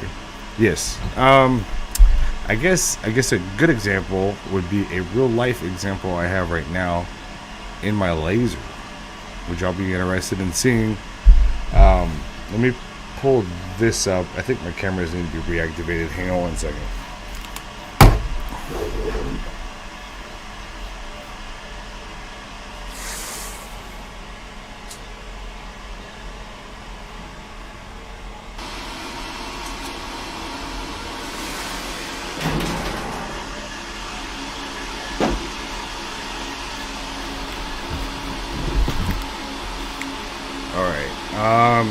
Alright, so there's that. The second one there. I'm going to have to switch to my wireless microphone so I can show that in the software I have. I don't even have it pulled up. Okay, I kind of do. Okay, so you see the dark blue color on like this example right here? That is how, like when you open my files and you see like one color. That's the one color. Now the one color negative would be the light color blue, and that's how I have it in my software. It's what the machine came with. It's not the same that y'all have, but same concept. So basically, and I'm going to show you the difference. So on this wrench, what you see here, see the dark color? That's the one color. That's what I used for that. Now there's a lighter color in there, and that's what I use the one color negative for. Is and I'm going to show you. I'm going to show you so you can kind of get it. So like it. I don't know. If you've watched my time-lapse videos, it kind of. Let me pull. No, I'm weird. No, I have to be on here. I talk about my hands. If you watch my time-lapse videos, you see like sometimes like because you don't have to use it, but it helps see where things are going, and then sometimes it does help with post laser work. Like when you go back, I don't know how to explain it. Okay. Let me state this. A lot of people get frustrated with me because I'm like, what kind of laser do you have? I'm like, it's a Mitsubishi. They're like, no, it's not. I hate you. I get it. I'm not trying to be a dick, and I'm not trying to hide a secret from anybody. Like, keep it. Nuh-uh. I never expected to buy a machine where I'd have to tell people not to buy it, and I'd love to be able to recommend this machine. It's not about money or being like sponsored, or it's not even that. It's just like how do I put this? Don't buy it. It's a Trotec. It's a Trotec 1300. If you have all the money in the world to spend, go ahead. But you're not gonna have a good time. I didn't have all the money. I spent my life savings on this thing. It's not the machine that I'm disappointed with. It's the manufacturer who builds and sells the machine. If you're in a different country, you may have a different experience. It's all compartmentalized in different countries. If you buy one, you're on your own.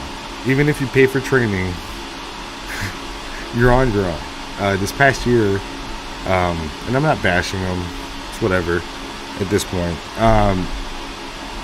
It's just there are way better options out there, especially for your first laser. And I'd hate to see somebody spend this money and end up in the situation I was in. I was in a weird spot where it was a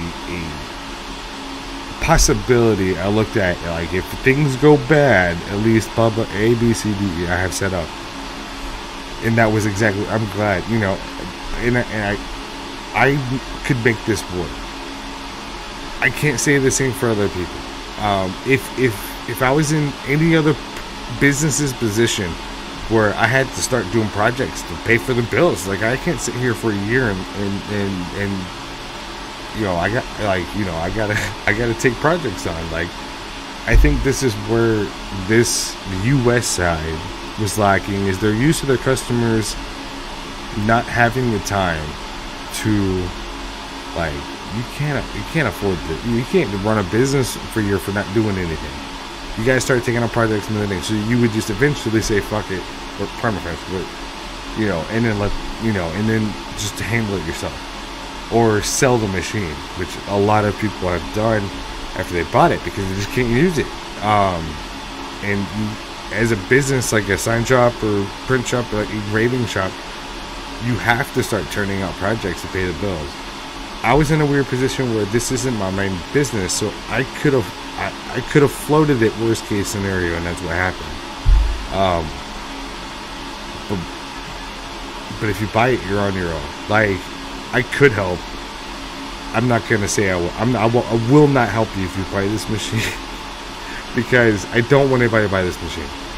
You could buy it for like your second machine, sure, why not? But if you're getting into this, I could have bought 15 JPT 50s for the price I paid for this thing.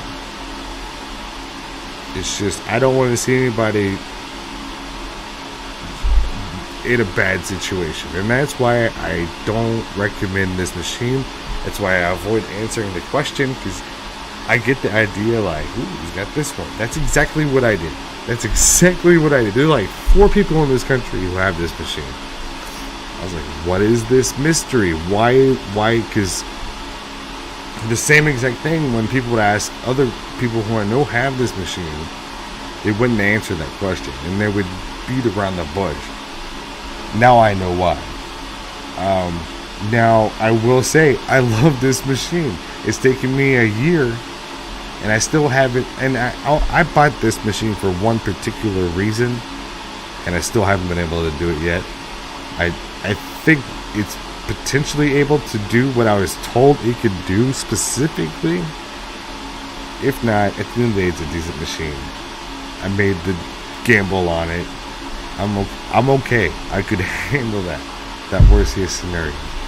I just don't want to see anybody disappointed buying one of these things. Don't buy one. Not for your first one. Or if you don't want to listen to me and you buy one, that's fine. Just don't come to me asking for help, because I've been on my own this past year figuring this thing out by myself. I've literally gotten, like, I got asked a question of the manufacturer, they would tell me the complete wrong and opposite answer and lead me down a way that was just so, like, why even give me that answer? They could have said, I don't know. That's what I've had to deal with. And I'm not bashing them. They're good dudes, good people. I expected more. I've never bought something and been so disappointed. I paid cash for this thing, so I was expecting more.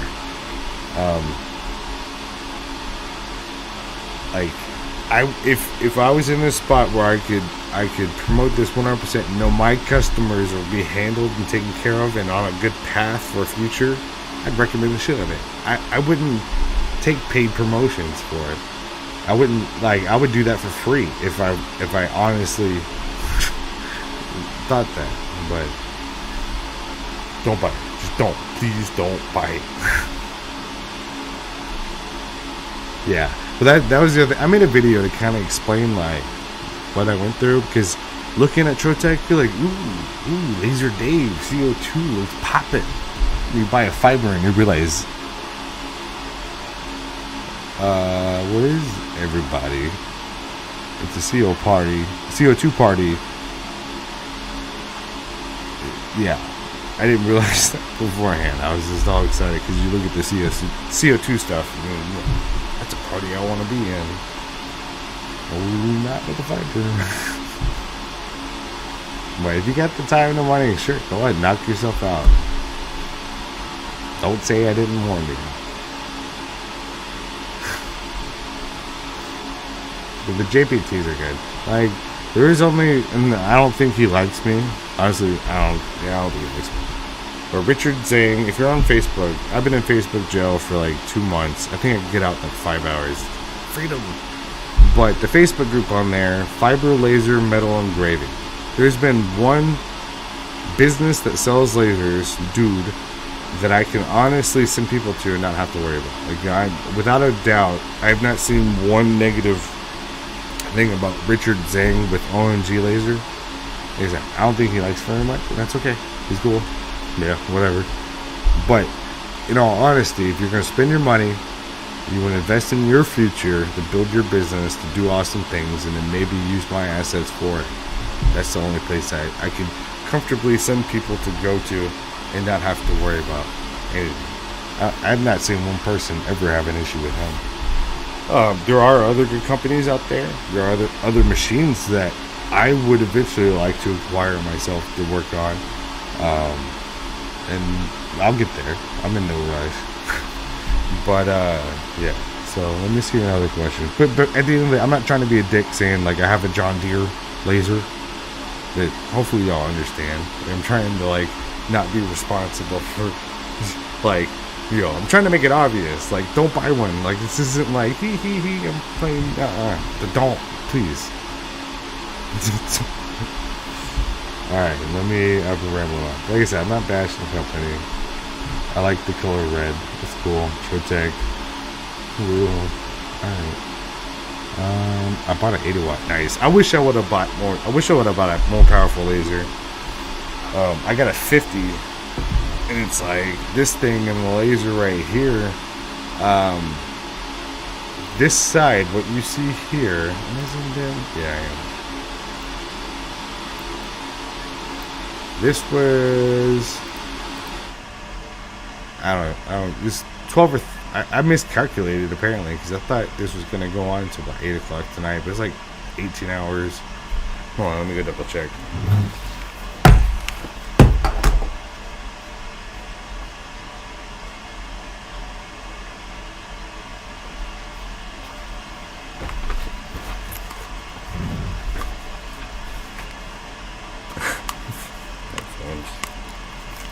Oh my gosh, I'm terrible at this.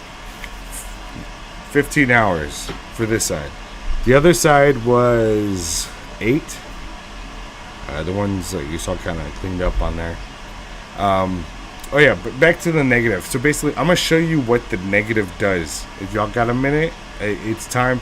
Like I said, I didn't expect it to be done, but it's done. So now it is actually time to run the negative on this. And you'll see what the one color negative layout does in my artwork. So hang tight. We'll do this real quick. It takes a couple seconds. Yeah, OMG laser. I do plan to buy a few of those JPTs from Richard. I just, I don't have the need for it just yet. But definitely, like, and that's the other thing too. Like, if people had the money, like, I could buy a TrueTech. Well, that's cool. All right, why not buy 5 JPTs with all the size lenses, a fume extractor, and then whatever's left over, come see Fragout. Come buy some of my stuff. And then go buy a truck, because you're still going to have a lot of money left over at the end of the day. And then if you want to get fancy or to have a TrueTech, then, well, you've made it. You're successful. Go ahead, buy whatever the hell you want. But for a first laser, especially with my client base, I don't want to see them going down a road that's just not going to be good or enjoyable. And I don't want to be responsible if they don't listen. So, but, alright, cool. So think of some more questions. I don't mind going on for 30 minutes, but I do want to see what this looks like when it pops. I got to adjust the cameras, plug in the little settings, takes about maybe 2 minutes, fire away. And if people don't know, this is the biggest wrench I've ever seen in my life. It's as long as my leg. I'll put a quarter in there for scale. So let's go ahead and head over to the machine. You're not going to see me, but I'll be back once we're done with this. I want to see what it looks like. I think it's going to be cool. What am I clicking? Poof!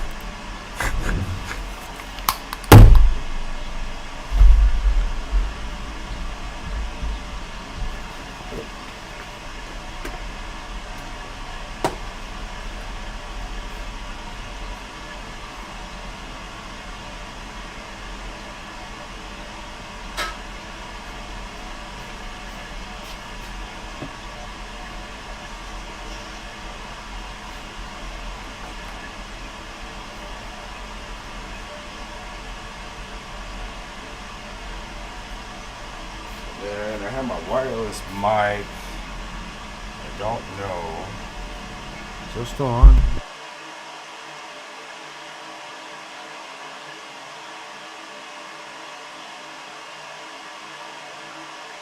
Hello. Alright, I have my wireless mic on. I don't think it's as great. Hopefully I didn't just blow out audio, but I can walk and talk with this. And that's what I'm gonna do here. Let me pull up my setup here. Momento. I can't see chat, so hang tight if you're changing subjects here. Projector. I'll put projector. Sorry, I'm setting up. I got a TV above my laser. That's what I used. Actually, I can see chat. All right, so we are in my Trotec machine. Yep, looks good.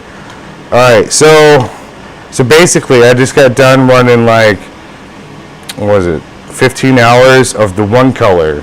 Like if you look at my layouts, I had the one color negative, and the templates, sometimes two color. That's both of those together. Those aren't files that you're going to want to, like EasyCAD doesn't like both of them together. You're going to want to stack them.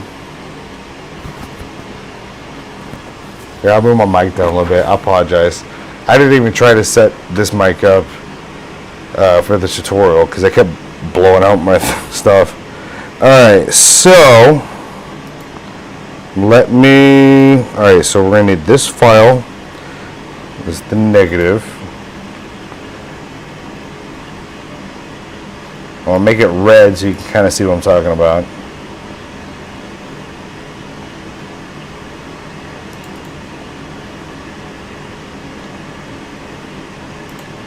Now with my laser, I don't know if how well you can see, but it has the X, Y, and Z moving axis. So this is the first time I ever tried it, but I can lock in like coordinates for it to travel to. And so I'm gonna make this blue again, but because I need it to be that. And so I'll be able to do two different pieces. This is the first time I've tried this because the other way of doing it doesn't work, which is what I mentioned before, why I bought the machine. So hang tight, I'm gonna get that. Alright, so what I'm about the laser is going to be the one color negative. If you're curious to what that does, like if I have it specifically laid out in my artwork. Alright. So now, let me adjust this.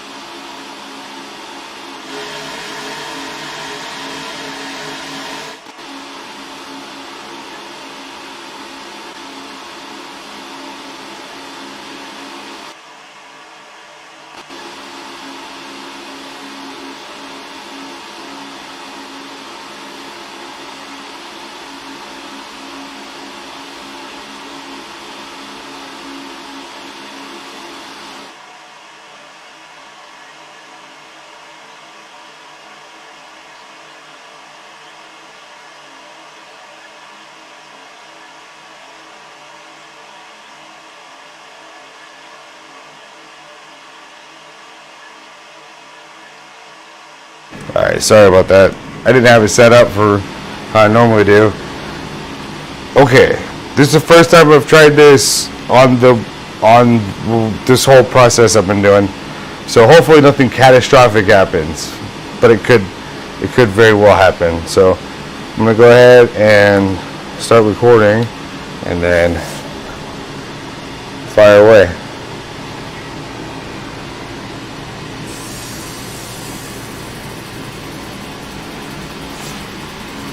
Let me see.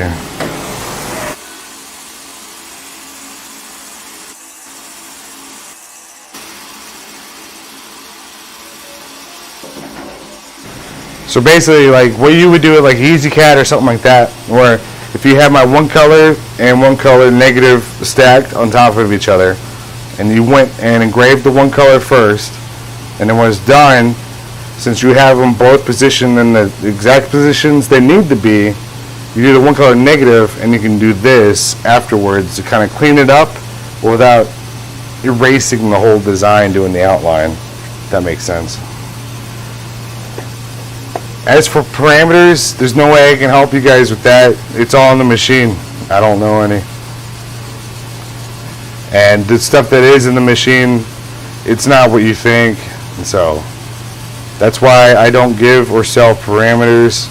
I just sell the artwork.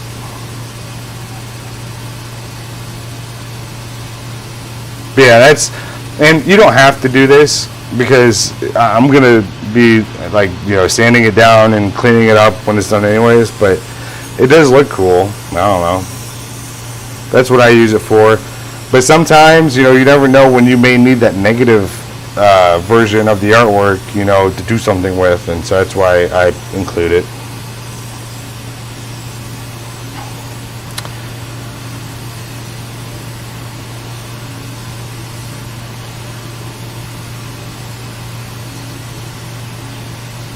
So theoretically, this should, not this way with my machine, it should flawlessly now move the laser to the other part, because I'm using my 330 lens, and these all together, I don't know how big it is. It's a huge freaking wrench, but you can't do it all with a 330. So you'll be able to see, like, I don't know if you saw it move a minute ago. I'm surprised this actually worked, but we shall see. Let me pull this back out. Commentating, this is fun. All right. So yeah. So this is done, and once this pass ends on the right here, it should move to the other part. Something bad may happen. I don't know. Let me move this. Camera number 2. I have like 4 cameras in my machine. I can't believe this worked. Hold on. Commentation. Move my big head.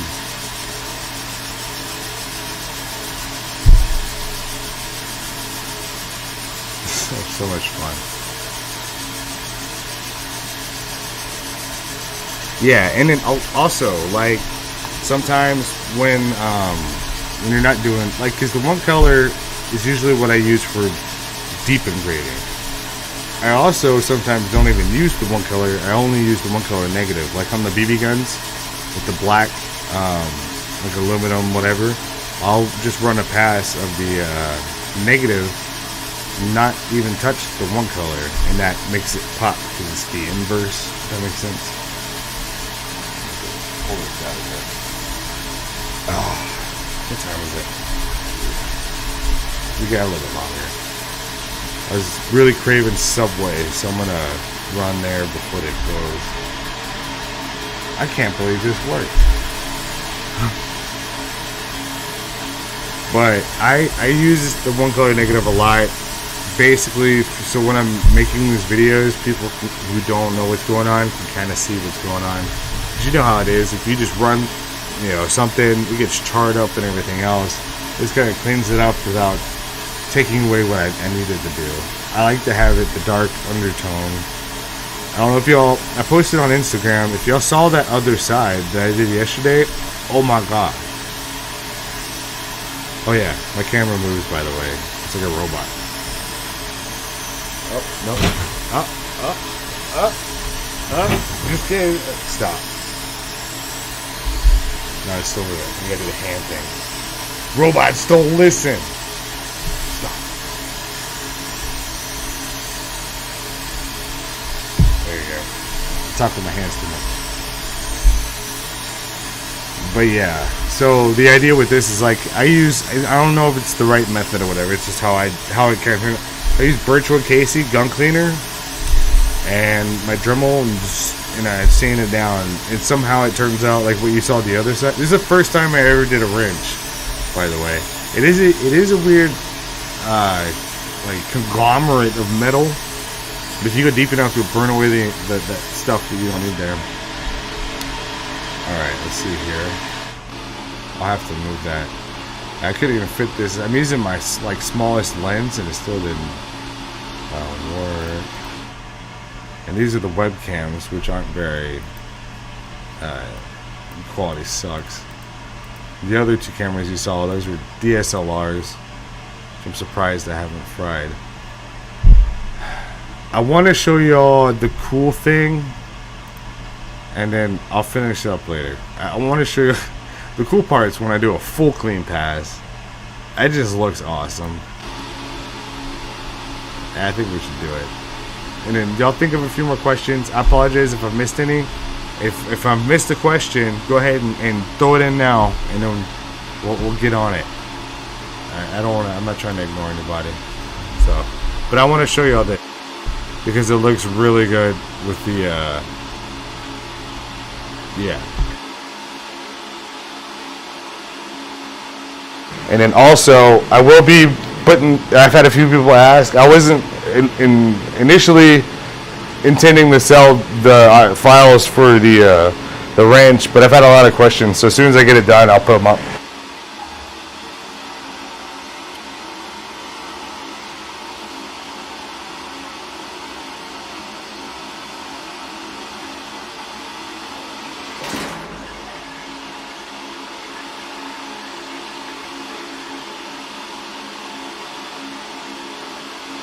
Okay, and give me like 30 seconds. I'll be right back.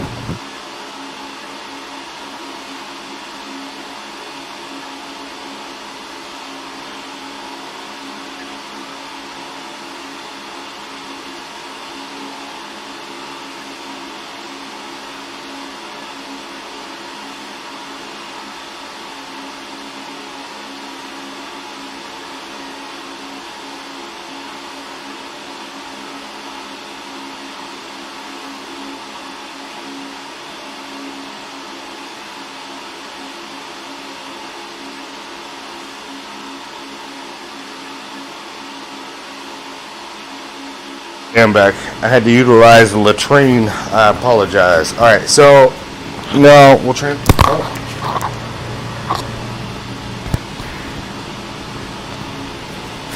Drop my microphone. It's got like a bunny foo-foo thing on it.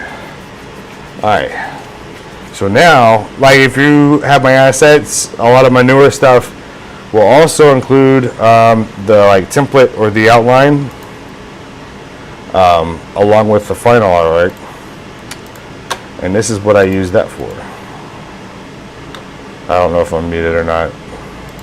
I do plan to fine-tune my setup with that'll work better with live streaming. Yeah. Alright, so let me turn that off, turn this on.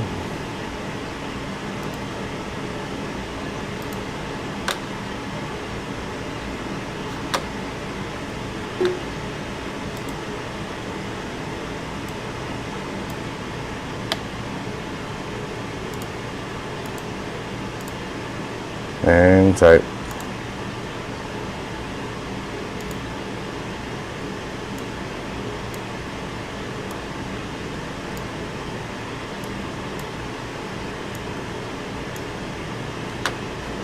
And with this, like, you don't have to do this, but it does different things.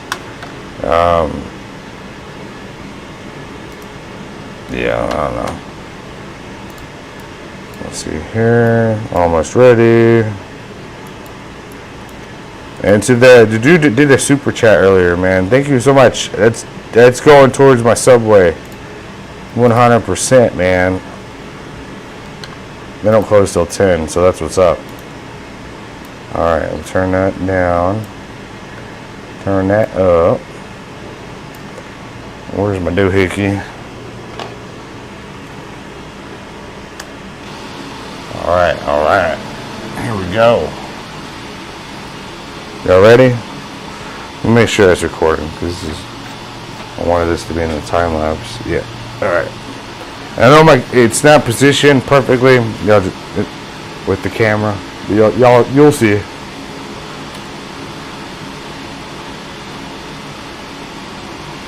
It's thinking. Oh, wait, no. Almost made a mistake. Whew.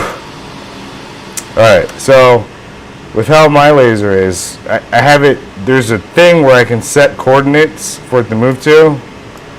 I needed that to be before that. Alright, so that's that. Well, that was close. Alright, now we're good.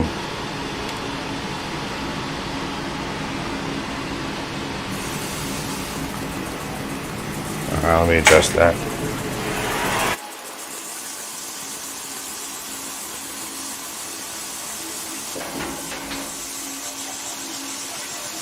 At this angle, it's not as cool to see, but this angle is cooler. And if anybody wants to know where I got this thing, I got it at Northern Tool. They do have big ones at Harbor Freight, but it's like half the size of this one. I don't even know what this is for, but I had to get one. They have giant ones. So yeah, let me get back to commentating.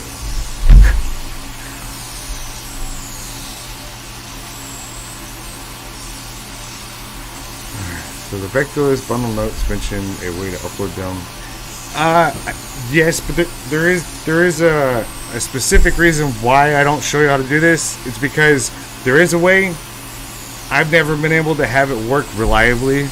It ends up bugging out, and it's a lot easier and reliable to just open the set, copy, paste in a new document. It'll work every time. 100% of the time.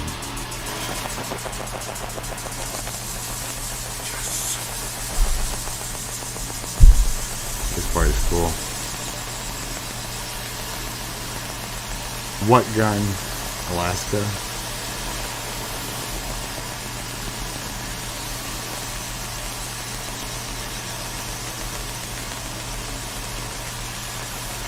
A gun to challenge? No, I haven't run out of ideas, that's for sure. We have a lot on the to-do list. But I have surgery next week. And it's the last one. I had one a month ago on this arm. I'll be able to see it. It's healing up pretty good. And then on the elbow. This is up next week. Once I recover, the camera's moving again. Once I recover from that, it's game on, dude. I'm excited to see what it's like to draw again with my hands back. But I haven't run out of ideas. It's been hard to draw and everything else. This is my camera soon.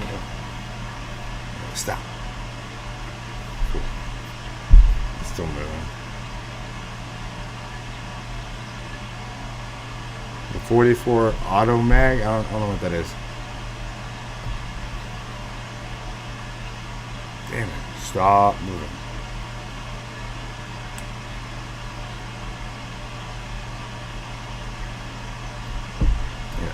So yeah, that's basically what the outline is. And I usually do run this pass, like with my process. And now what I would do is I would go, and I'm not going to do it on the stream because it's going to take a while. But I run like a super tight hatch to make it a really dark fill. And I do one more pass on the negative. And then that's what I run away with, and then I go back and Dremel and experiment with it.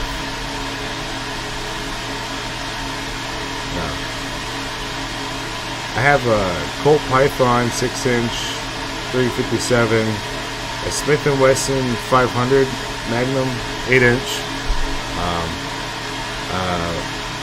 and a whole lot of other ones that I do have planned to do in the future for artwork wise. It's just time wise and everything else, and with surgery, I wish this camera was something now. But yeah, I've been putting surgery off for too long, so getting both my hands done is exciting.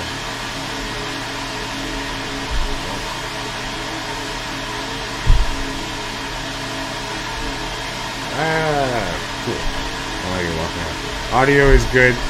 I'm glad I had this for a backup, and then I brought the one from. I have another one of these at home. I brought it just in case. I knew the Rode, that wireless mic is hit and miss. Love the honesty. That's all you can get from me. I ain't got no reason to bullshit nobody. My mouth and my honesty sometimes gets me in trouble, but you know, I'm not gonna steer someone in a direction that's not beneficial. I'm not here to just sabotage. We everyone out or see about that. Shane White Cloud, thanks again, dude. That's so buying me a sandwich. If Ron Wayne is still here, my toast. I want my toaster back, bro. Thanks everybody that's tuning in. I do plan on doing way more tutorials like this, and then I'll get better at them. This is the first time I've done this. I'm usually pretty anxious behind the camera, anxiety wise, whatever. I don't know. I should be looking at the camera. I'm trying to look at the thing. And then setup wise, I'll find a better way to do all this. So far, I've just had it set up to make the time-lapse videos and run my machine. Doing it live, there's a lot more pieces. I'm surprised this actually worked out. But as for the camera's moving again. As for the template tutorial part in the beginning, hopefully y'all found that helpful. I'll be honest, I didn't even know this robot could track you until 2 days ago. I was doing an interview thing. Alright, thumbs up. I'll buy all of your packs, and I'll be here with more packs. There's a lot. It's pretty exciting. Showing y'all the borderless here. Stupid camera. Like the borderless vector patterns bundle. Oh man, it's one of my favorite things because it just makes life. Let's see, do I have set 2 still pulled up? Yeah, life easier. There are 3 patterns in this whole thing, and especially if you go and look at set 3. If you don't have any of my stuff yet, yeah, set 3 has even more stuff, and these are fun. You just pop them in and go. My flowers, my stanks. Copy paste. Oh, hey, this would be a good thing to bring up too. So with editing the patterns and having an overlap still, this is what you do. Fun fact. So size it down like before. Size it to art. Unclick it. Now make it bigger instead of smaller like before. Make it bigger again. Okay, and that's how you do that. Same thing, just opposite. Yes, sir, Mr. Emmanuel. Thank you so much for tuning in. And y'all I actually made this work. I was scared it was just gonna be a disaster show. Pause. Sorry, I have to keep hand signaling a robot. I talk with my hands too much, so having a robot that reacts to your hand signals is why. I was your biggest buyer on artwork last month. I did see your order. Thank you, sir. I will say though, I don't think you were top spot last month. You were close. I do appreciate it. Have you tried anything Cerakoted? Would you Cerakote a slide and then? I actually have a Glock that I will be running tests on. That is Cerakoted just to see how to do that because I haven't done that yet. Theoretically, shouldn't be too hard to do. I just haven't tried it, but I got one. just stay tuned. I'll be rolling out things on YouTube, especially. I pretty much record everything I do in my machine just to have, you know, something to watch. But once my hands, I'd say another 4 weeks, I'll be able to draw again. After recovering, because I did my non-dominant hand first. I just waved again. But now we're doing my drawing hand, and so from knowing what recovery is like, it's gonna take me a few weeks to be able to even hold a pencil without cussing. So, but it's okay. I have yeah. So YouTube, making stuff that I haven't been able to make yet, like this wrench and everything else, it's pretty much going to be what I'll be doing. But I don't know if y'all saw Lightroom when I had pulled up in the beginning. I've also been going all day, every day on getting stuff done now that I won't be able to do in the next few weeks. Pictures. If you go back and if you're able to see the beginning of the stream in Lightroom, you may see some guns that are coming up soon. Hint, hint. They are taken apart, but yeah. And so I want to run the subway. I am hungry. I'm excited. This is great. Let me see. Is the camera still working? Yeah. There she is. I had a. Let's see it. This hand. Right here. Nope. Light went on that side of my machine. That's why it's darker. Y'all get the general idea on that. But the other side looks so dope. Thank you, bud. I appreciate it. The blue Damascus still look on top. Are you? She just wanted like the outline or the not deep engraved. You could do that pretty easily. I don't know. I just haven't knocked Cerakote off without deep engraving yet, I don't think.